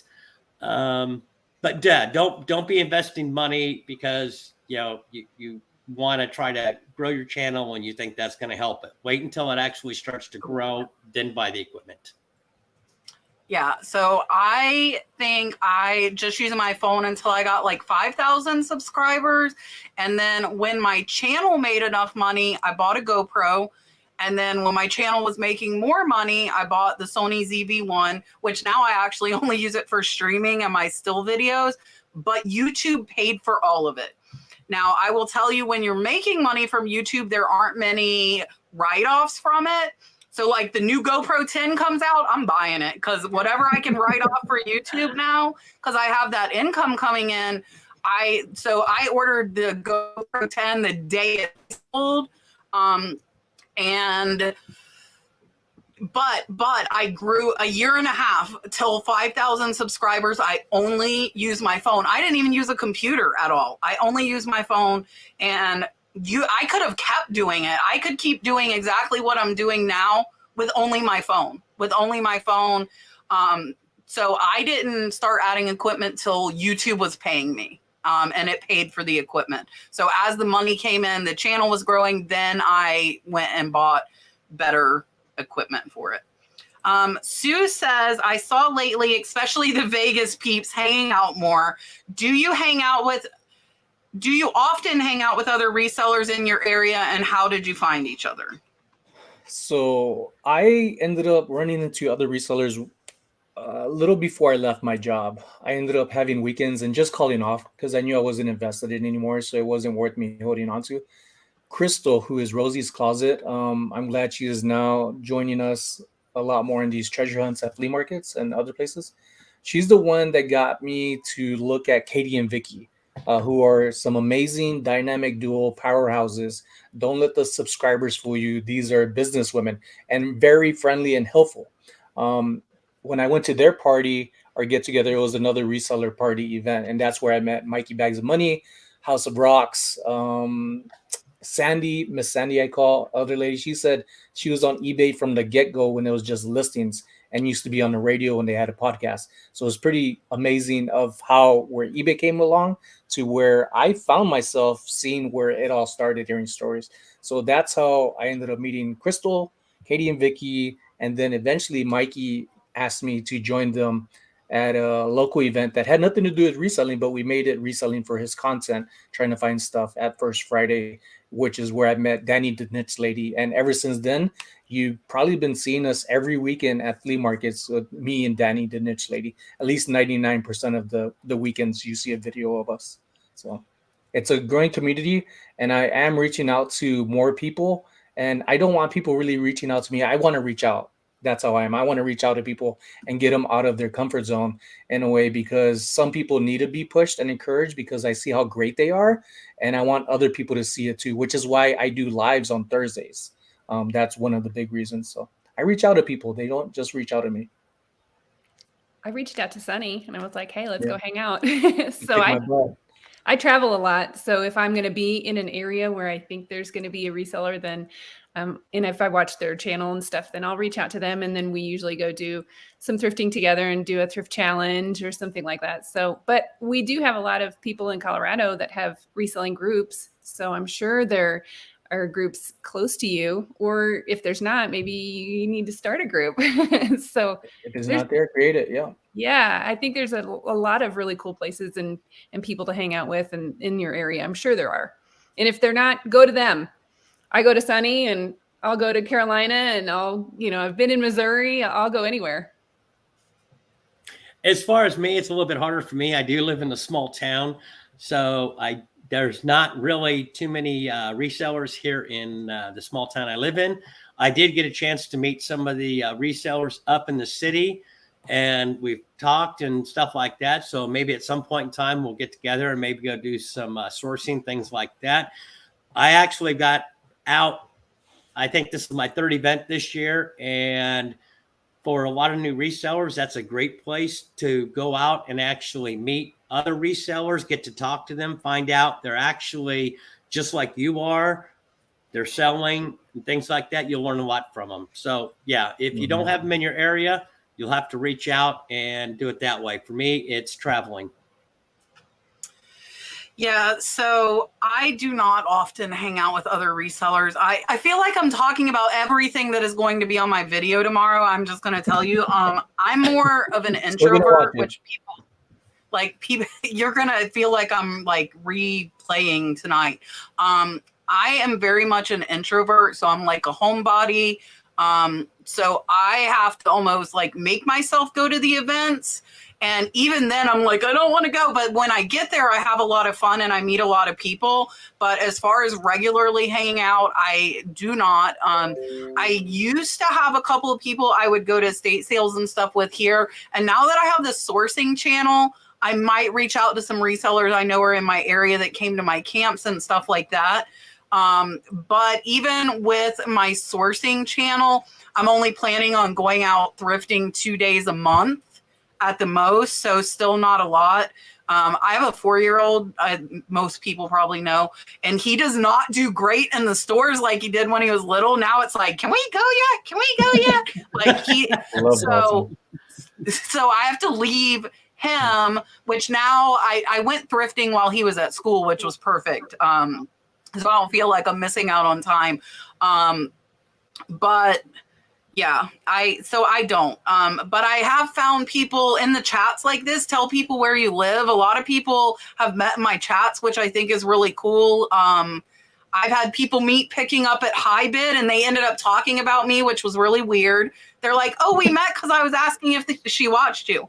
And for me, I don't go out that much. Like I haven't thrifted at all in over 3 months until last week. So I don't really go out because I buy from online auctions. But I don't necessarily feel the need to socialize because I'm kind of like I'll go to like 2 or 3 events a year and I'm good. But I need to get out more. That's one of the things with my thrifting channel. Again, I will talk about it in depth on my video tomorrow. It's so funny because normally we wouldn't be answering this stuff. Okay, Joe sent a $4.99 super chat. Oh, go ahead. Go ahead. There's also lots of other like reseller remixes and stuff in the FlipCon reseller remix. Yeah, the events. So many other events. I was sad I missed FlipCon. I was so mad, but I had COVID and I didn't want to share it with everybody. So, you're welcome. I totally encourage people to go do stuff like that because it is so rewarding and so fun. Now I just lost super chat. Sorry. It's okay. It's okay, but I might miss some questions. Hold on. I'm scrolling like 5 miles. I'm going to find you. This is why I can't handle this. While you're scrolling, I'm going to say hi to Cha-Ching King. Thanks for like being a cheerleader. He is out there just like talking it up. Scott is amazing. He is the Scott came to one of mine. So you, yeah, so So I did my get-togethers, which was small. It was 20 to 25 people. Like giant crowds aren't my scene, but I love the Cincinnati Reseller Rally. I was really looking forward to FlipCon. So like I said, I will make myself go like once or twice a year and socialize. And then I meet people that I still talk to. Like I met Richard there, at the Cincinnati Reseller Rally. I met a lot of people in person. But I don't feel like I need to see them all the time to be friends with them. Like I feel like I'm close friends with a lot of people that I might only see once every other year, if that makes sense. Mm-hmm. Here it is. I found it. She's asking if I ever watch Kaylee, Elaine, and Nikki. Is she? I don't know who that is. So I do not watch them. Does anybody else know who that is? No, I do not. No, sorry. Joe, I don't know them. So you could have them reach out to me if they wanted to, for sure. But I am not, I will not lie to you guys. I do not really have time to watch any reseller YouTube. I watch the Antique Nomad every once in a while, and that is the extent of my reseller watching because I'm just too busy.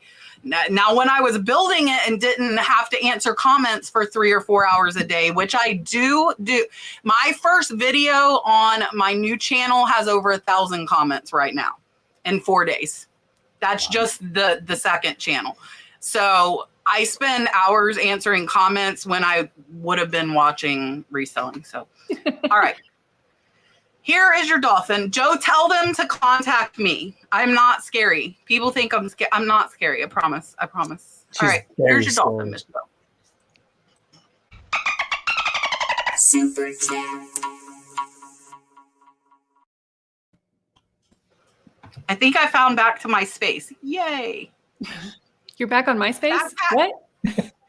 I was at 8:15 and I had to scroll to 9:45. That's a lot of chat to scroll through. Backpack Baby says, if you are listing an item and you don't have a box for it, do you buy one or would you make it?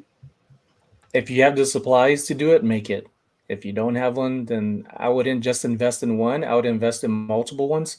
I know going to, say, Walmart is a big difference from going to Target to Walgreens to Lowe's to Home Depot. So if you know you have some items and can afford it, I would invest in the supplies. It's kind of one of those things. The more you buy, the cheaper it is, rather than buying something right now and then later on you're thinking, I need another box. I should have got more. So it's a good investment. Agree with Sonny. If you're going to be shipping a lot of that same item, if you've got like a one-off, like I just bought an antique kids chair. It's the prettiest, coolest thing. I'm only going to have the one. I'm probably going to have to go buy a box, and I'm not going to go buy 10 of them. I'm just going to buy the one box. Unless I can find one that I can adapt and cut down and Frankenbox it, I probably will just go buy it. As far as me, I keep a lot of boxes on hand. I started off using a lot of boxes going out to picking up ones from around the local businesses and stuff like that. I just didn't feel comfortable shipping products in that. So I actually now invest in a lot of boxes. But occasionally I do get an item that I don't have a box for. And if I don't have a box for it, if I can actually go to like Walmart here in town and get a box to fit it, maybe kind of cut it down a little bit, I might do that. Or I've had to Frankenbox. It all comes down to time. How much time is it going to take you to Frankenbox, and how much time is that wasted that you could be doing on listing? Just depends on your situation. Yeah, so I would do either one. I agree if it's stuff you'll have regular, like I have 14 by 14 by 14 boxes because I sell a lot of big dinner plates sometimes. And then I also got 16 by 12 by 8 boxes for like vases because I do a lot of vases. So I think if it's an item that you're going to regularly need the box, I would get it. If not, as I said earlier in the show, I built a box for a wheelchair. I will build it if I have the boxes here. Paintings, I buy TV boxes and I buy several different sizes so I have them in stock because I do have a lot of artwork. So I do either one. It depends. I am in the middle of the country, in the middle of nowhere. It is a lot of time for me to drive and buy a box. And there might not even be a box in my town. It might be an hour to find somewhere that really has a box I need. So most times I'm gonna make it. I'm gonna make it. Just wanted to share this. Jeremy doing it wrong shared. Google says the only states with sales without statewide sales and use taxes are Alaska, Delaware, Montana, New Hampshire, and Oregon. Those are states that have no sales tax. So if you live in those states, beautiful for you. Beautiful for you. You don't have to worry about it. Yeah. Well, good for you. Yes, very good for you. That is not the case here in Florida. However, in Florida, we do not have state income tax. So, you know, I'm okay with that one. I'm okay with that. So we only have to pay federal. Val is asking, do you think the buyer wanting to change their address after a purchase is a common scam? I canceled the sale per eBay policy, but the buyer bailed. I've had several where a customer purchased their order, payment on my end, everything's good, and get a message that they have the wrong address because they just moved.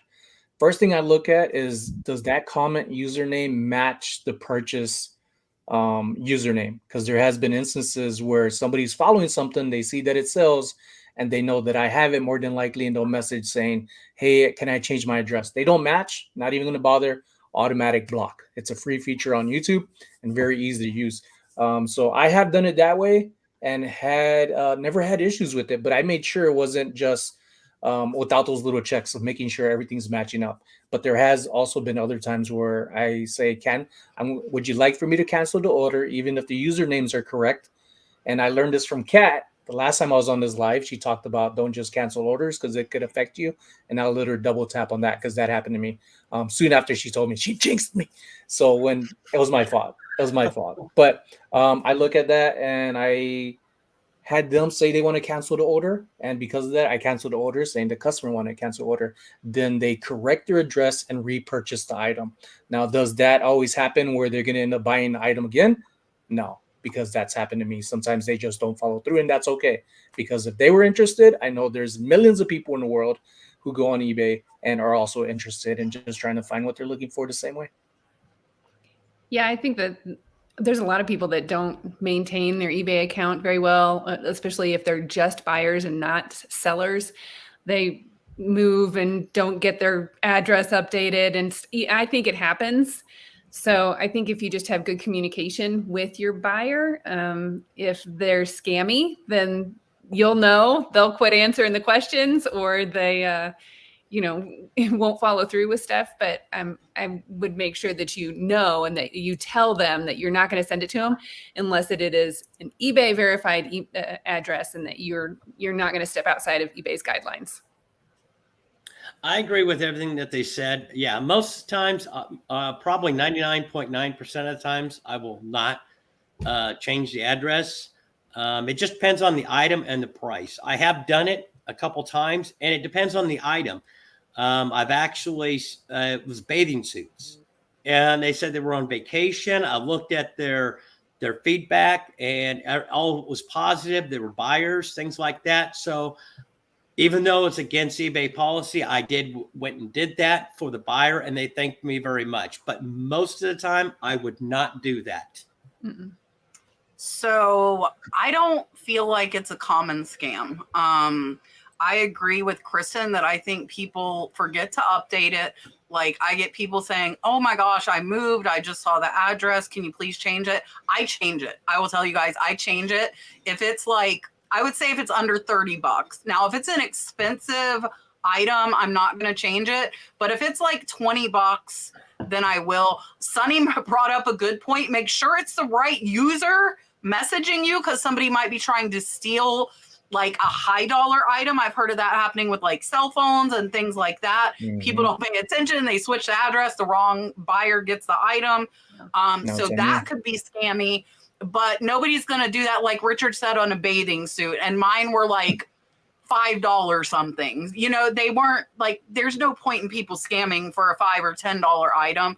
Yeah. So I do change it for them. But if it's a more expensive item, which the cough comes now 10 minutes before the end, which I haven't really ran into it with higher dollar items, but I would cancel and do that.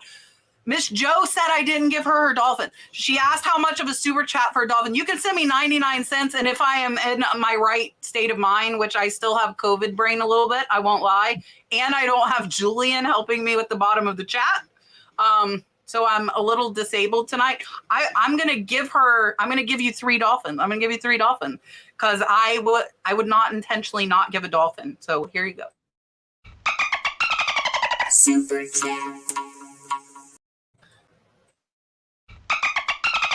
Super chat. We're here and then we're gone. One more. Super chat. Now my dolphin haters are really mad at me. That was 3, wasn't it? I love the dolphin. I'm not gonna lie. I have dolphin haters. Some people are like, please don't play that dolphin. And some people love it. So, Joe, I'm sorry if I forgot. That is all it was. If it's 99 cents or $100, I give everybody a dolphin. Let me find my next question. So I want to add Raining retro. Huh? What? I do want to add a little bit to that last one. If you tell the buyer that you want them to change it before you print the shipping label, they can do that so that you're both covered under the eBay policy. That's true. Oh, they can change it before you print the label? If you haven't printed the label, they can go in and change it first. So that way you're covered. I did not know that. Wow, I didn't know that either. I wish I had known that. I forgot you could do that. But yeah, true. I did not know that. That's really good to know because I'm not going to lie. A couple of times I'm like, yeah, okay. And then I have 60 going out on Monday and I completely forget and it goes to wherever they had it. Raining Retro says, any tips for getting sales on Poshmark? I have 700 of my eBay listings on Poshmark, have gotten some sales, but not much. Wondering if it is worth my time or if I should switch to Mercari. I just recently started. It's been a full month now, but only because I won one of the prizes through List Perfectly. I won a tablet, and it came at the best time because my computer crapped out on me. So using that and a free month of their, I think, 3rd tier, the highest tier option they have, with Poshmark, I've learned that I need to share other people's information. By doing so, other people are sharing mine. And that has helped me, I believe, bring in sales, not just because it was my own listing.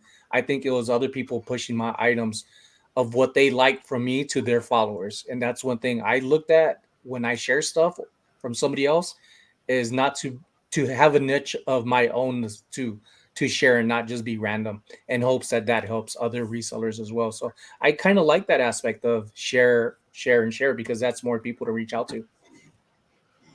I'll be honest, I am not super active on Poshmark. I don't like the part where you have to like babysit it, it feels like to me, where you got to share all the time and you got to send your stuff out. So I think if you're not into that like me, you would be better to have like a Posher VA of some kind to be able to do that stuff for you, because I think you do really have to make sure that you have constant activity on Poshmark. So I'm probably not the best person to ask about that, because I have like 1 sale a week on Poshmark. Most of mine's on eBay. Don't ask me. I don't even have a Poshmark account. I pay for the sharing. If you want to know what I use, you can email me, thenurseflipper@yahoo.com.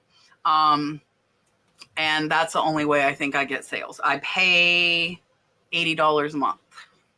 And that is to have everything shared, share others' closets, share other listings. And I have it send offers to likers of 10% off whenever anybody likes anything. It would take so many hours to do it. I'm okay paying $80 a month. But without that, I wasn't getting many sales. As far as switching to Mercari, it really depends on what you're selling. Like this past weekend, I had 1 Mercari sale, 5 Poshmark, and 2 Etsy, to give you an idea of where that balance is. So it really depends on what you have, because it might just be what you have isn't selling on Posh. And if it's not selling on Posh, it might not necessarily sell on Mercari either. So it might just be what you're selling. I have, I think, 3,000 or 4,000 listings on Poshmark, and I don't get 1 sale a day. I get more like 3 to 5 a week. So a limb just fell on my shed. Did you hear that? Yes. I'm like, is it going to come through the roof? Santa my Claus gosh. came early. It was pretty loud. I'm like, that was not just a pecan. That was like part of the tree. That was part of the tree. I love it. Listen, well, I was doing a video and it was raining, so it was like clunk clunk. All the pecans were coming out of the tree. So yeah, And the I thunder Pat, love what when kind you of say pecans. yeah, it was like thunk thunk thunk thunk thunk. Pecan. What kind of phone do you use? I use a Samsung Galaxy S20 Plus. So my phones are almost like my Sounds cameras, and expensive. I can say it's for YouTube because I use my phone to answer comments. My phone is a business phone. I don't use it for anything else really. It's all social media, which I make money from. So same thing. I don't get the newest one. I'll wait for like 2 or 3 models and then I just buy them. And because the cameras get upgraded so much. So I still like the haul part of my videos. I still use my phone. I don't use the camera. I still use my phone for that. And if my GoPro dies at the thrift store, I would still use my phone because I know how to do it. And so, yeah, Julian has the same one I do, I will tell you. And we both are Samsung users. But the Galaxy S20 Plus is a good one. I think it's actually down to like $500 if you buy it like outright on eBay unlocked, which isn't, I don't think that's too bad. Stacy wants to know, do we use the scan sheets at the post office, and do you trust that all the items on the sheets are covered if the customer claims they don't receive it since they don't scan them individually? Well, I think this was one of the earlier questions. Do you trust all the items? Hold on. I got to read this really good before I mess it up. To use a scan sheet. I'll jump in and say that I think go ahead. that the scan sheets are great. I have a post office pickup that comes to my door, and you can also leave the scan sheets with the post office pickup so that the mail person, all they have to do is scan it. So that's what I thought she was talking about. yeah, I don't mind using those at all. I think they're great. I haven't had any problems with them at all. I think it's a time saver, and they'll scan the one sheet easier than they will each box. So, Sonny? Go ahead, Sonny. So I used to work for the post office, and this is what I thought you were talking about. But like the question up earlier, I read something else and went off in a totally different direction. Squirrel. That's how I am at times. So We should change Sonny's name to Sonny the Squirrel. Sonny the Squirrel. Squirrely More Sonny. reseller squirrels. Yeah. Sunny Squirrely, Las Vegas. So when at the post office, when people would come in, they had all these bags, and those white bags, you could ask the post office too, a little inside tip for those big, larger white bags. If you happen to have an abundance of orders, rather than having a cart or hand by hand back and forth to your vehicle to go to inside, ask them for one of the bags. More than likely, they'll give you one. You give it to them, give them that slip sheet. And what they usually do with that slip, they'll scan it within seconds after you walk away, or maybe even have that hand scanner next to them. And what that does is not just a scanner. That scanner has a Wi-Fi system that shoots up the information to let the system read. And sometimes the smaller hand ones that are scanned when you say pick up an item and even receive an item, those have to be put back on a charging dock. And then that takes a while for it to reset to shoot up that information. So that's why sometimes the communication lags to, hey, I turned it in. Why is it not being scanned? There's also a thing with the post office that there's thousands of packages coming in and out. There's only 1 or 2 people scanning that stuff in. So a little patience. Wink. As far as me, I've been using scan sheets probably since I started. I find that I live in a small town, so my post office, they are very grateful when I drop off my packages and I say, here's a scan sheet, and they're like, thank you very much. And there is, I think, some other resellers, I think they sell on other platforms that drop them off. They do not do scan sheets. And they said, hey, can you tell this person how to do a scan sheet? It'd be very helpful. One thing, I've never had a problem. Your post office will love you for it. You can actually schedule pickups, put it there, and they'll do it that way as well. I've had to do that before, but most of the time, because I work from home, I like going into the post office, gets me out of the house, hand them that, and then I'm on my way doing other things. Yeah, so we do use scan sheets at the post office, unless the one lady that has to count out every single box before she'll take the sheet. is there, in which case we don't give her the sheet and we make her scan every single box. Because, you know, that kind of, the scan sheet's to help the post office, right? To have to do less. And if they don't appreciate it, then, you know, they don't appreciate it. That just happened recently. And the other guy that's our regular guy, he's like, oh, I don't blame you. So it scans all of them. And the thing that's important too is not just that initial scan, like at every stop they're scanned. So let's say they didn't scan your scan sheet, which we do stand there and wait for them to scan the scan sheet. But let's say they didn't, it's still going to be scanned at its next destination along the way to the buyer. You know, you get updates along the way. It stops here and then it stops in Jacksonville. That's my hub that almost everything goes to. And then it goes wherever else. So even if they did miss that, it's scanned along the way. And if the customer says it wasn't delivered, scan from when it left till when it arrived. Now I keep forgetting.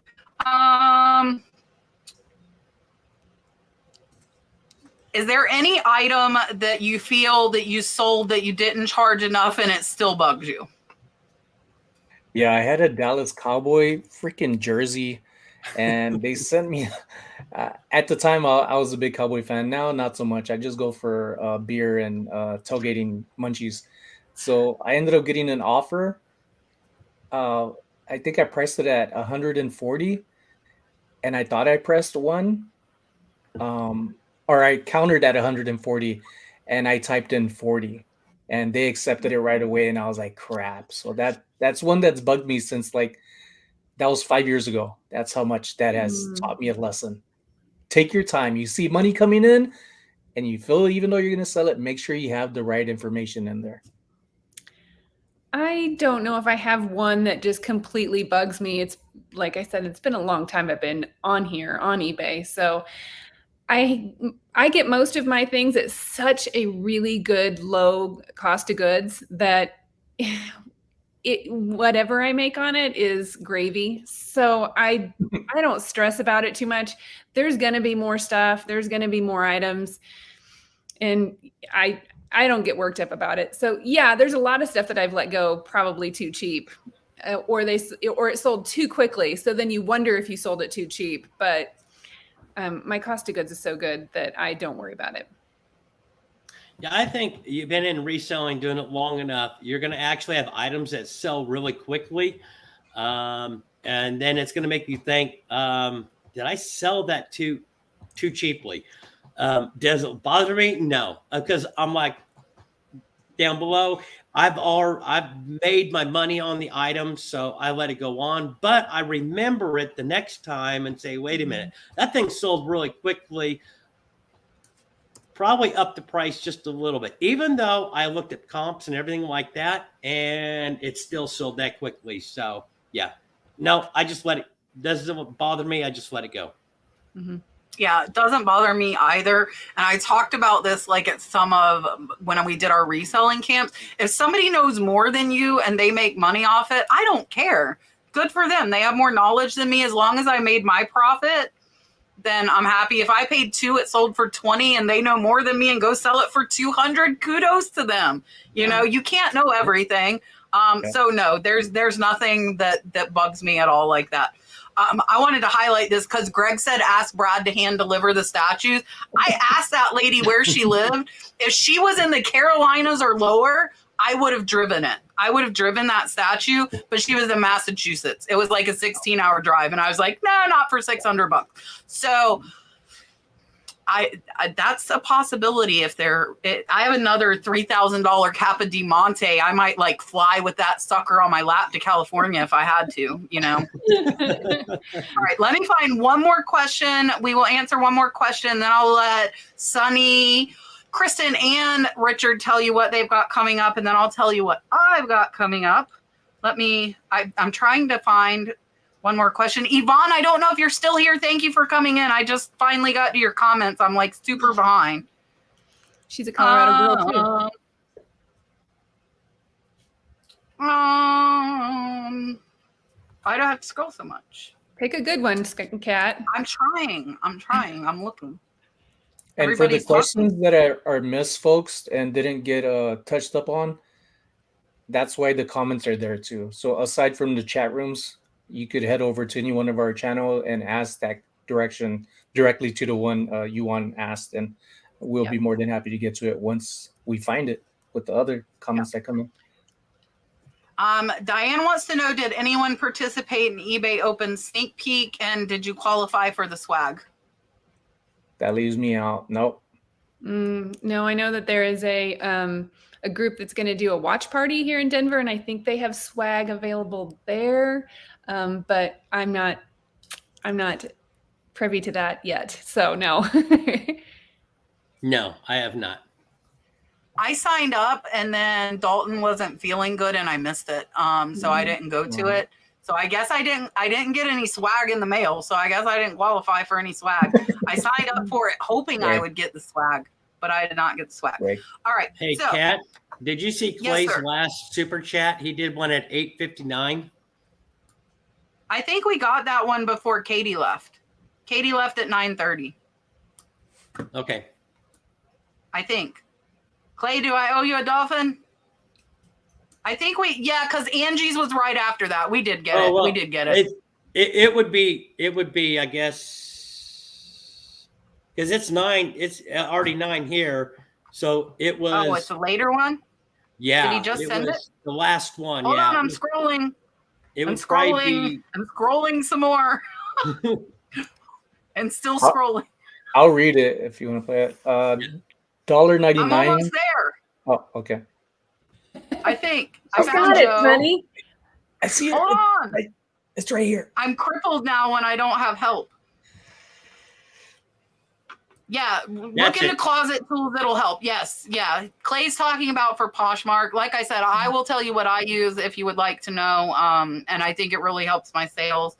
Clay, here's your dolphin, and then we will let Sonny, Kristen, and Richard tell you guys what they've got coming up, what is going on. We still have 500 people in the chat. Thank you all for hanging out with us for sure. Sonny wants to be a live dolphin. Sonny wants to be a live dolphin like Dante did. Okay, here's the real dolphin, Clay. Great. Super chat.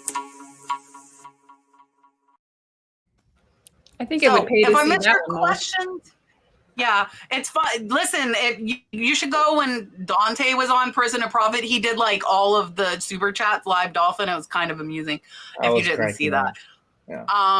So if I missed your question, I'm sorry. I only made it through about 8:30 tonight. So if you want your questions answered, get here early and put them in the chat early. People start putting them at 7 now because we get so many people in the chat. So that's why I don't make it very far, because people come beforehand and put in questions. So I'm sorry we didn't get to your question. Sonny can tell you when he's live, and Kristen too. And if you have questions, you can go to their lives too. And in the comments, if you guys have questions, I am OCD about answering all my comments. Please don't go comment like 5 million comments though. Okay, here's Sonny. Give her 5 million comments, folks. If that's how many questions you got, give it to her. I'm Sonny Las Vegas. I'm a full-time reseller. There are nearly 500 of you here in the chat. I hope you've learned something to help you progress in your own goals.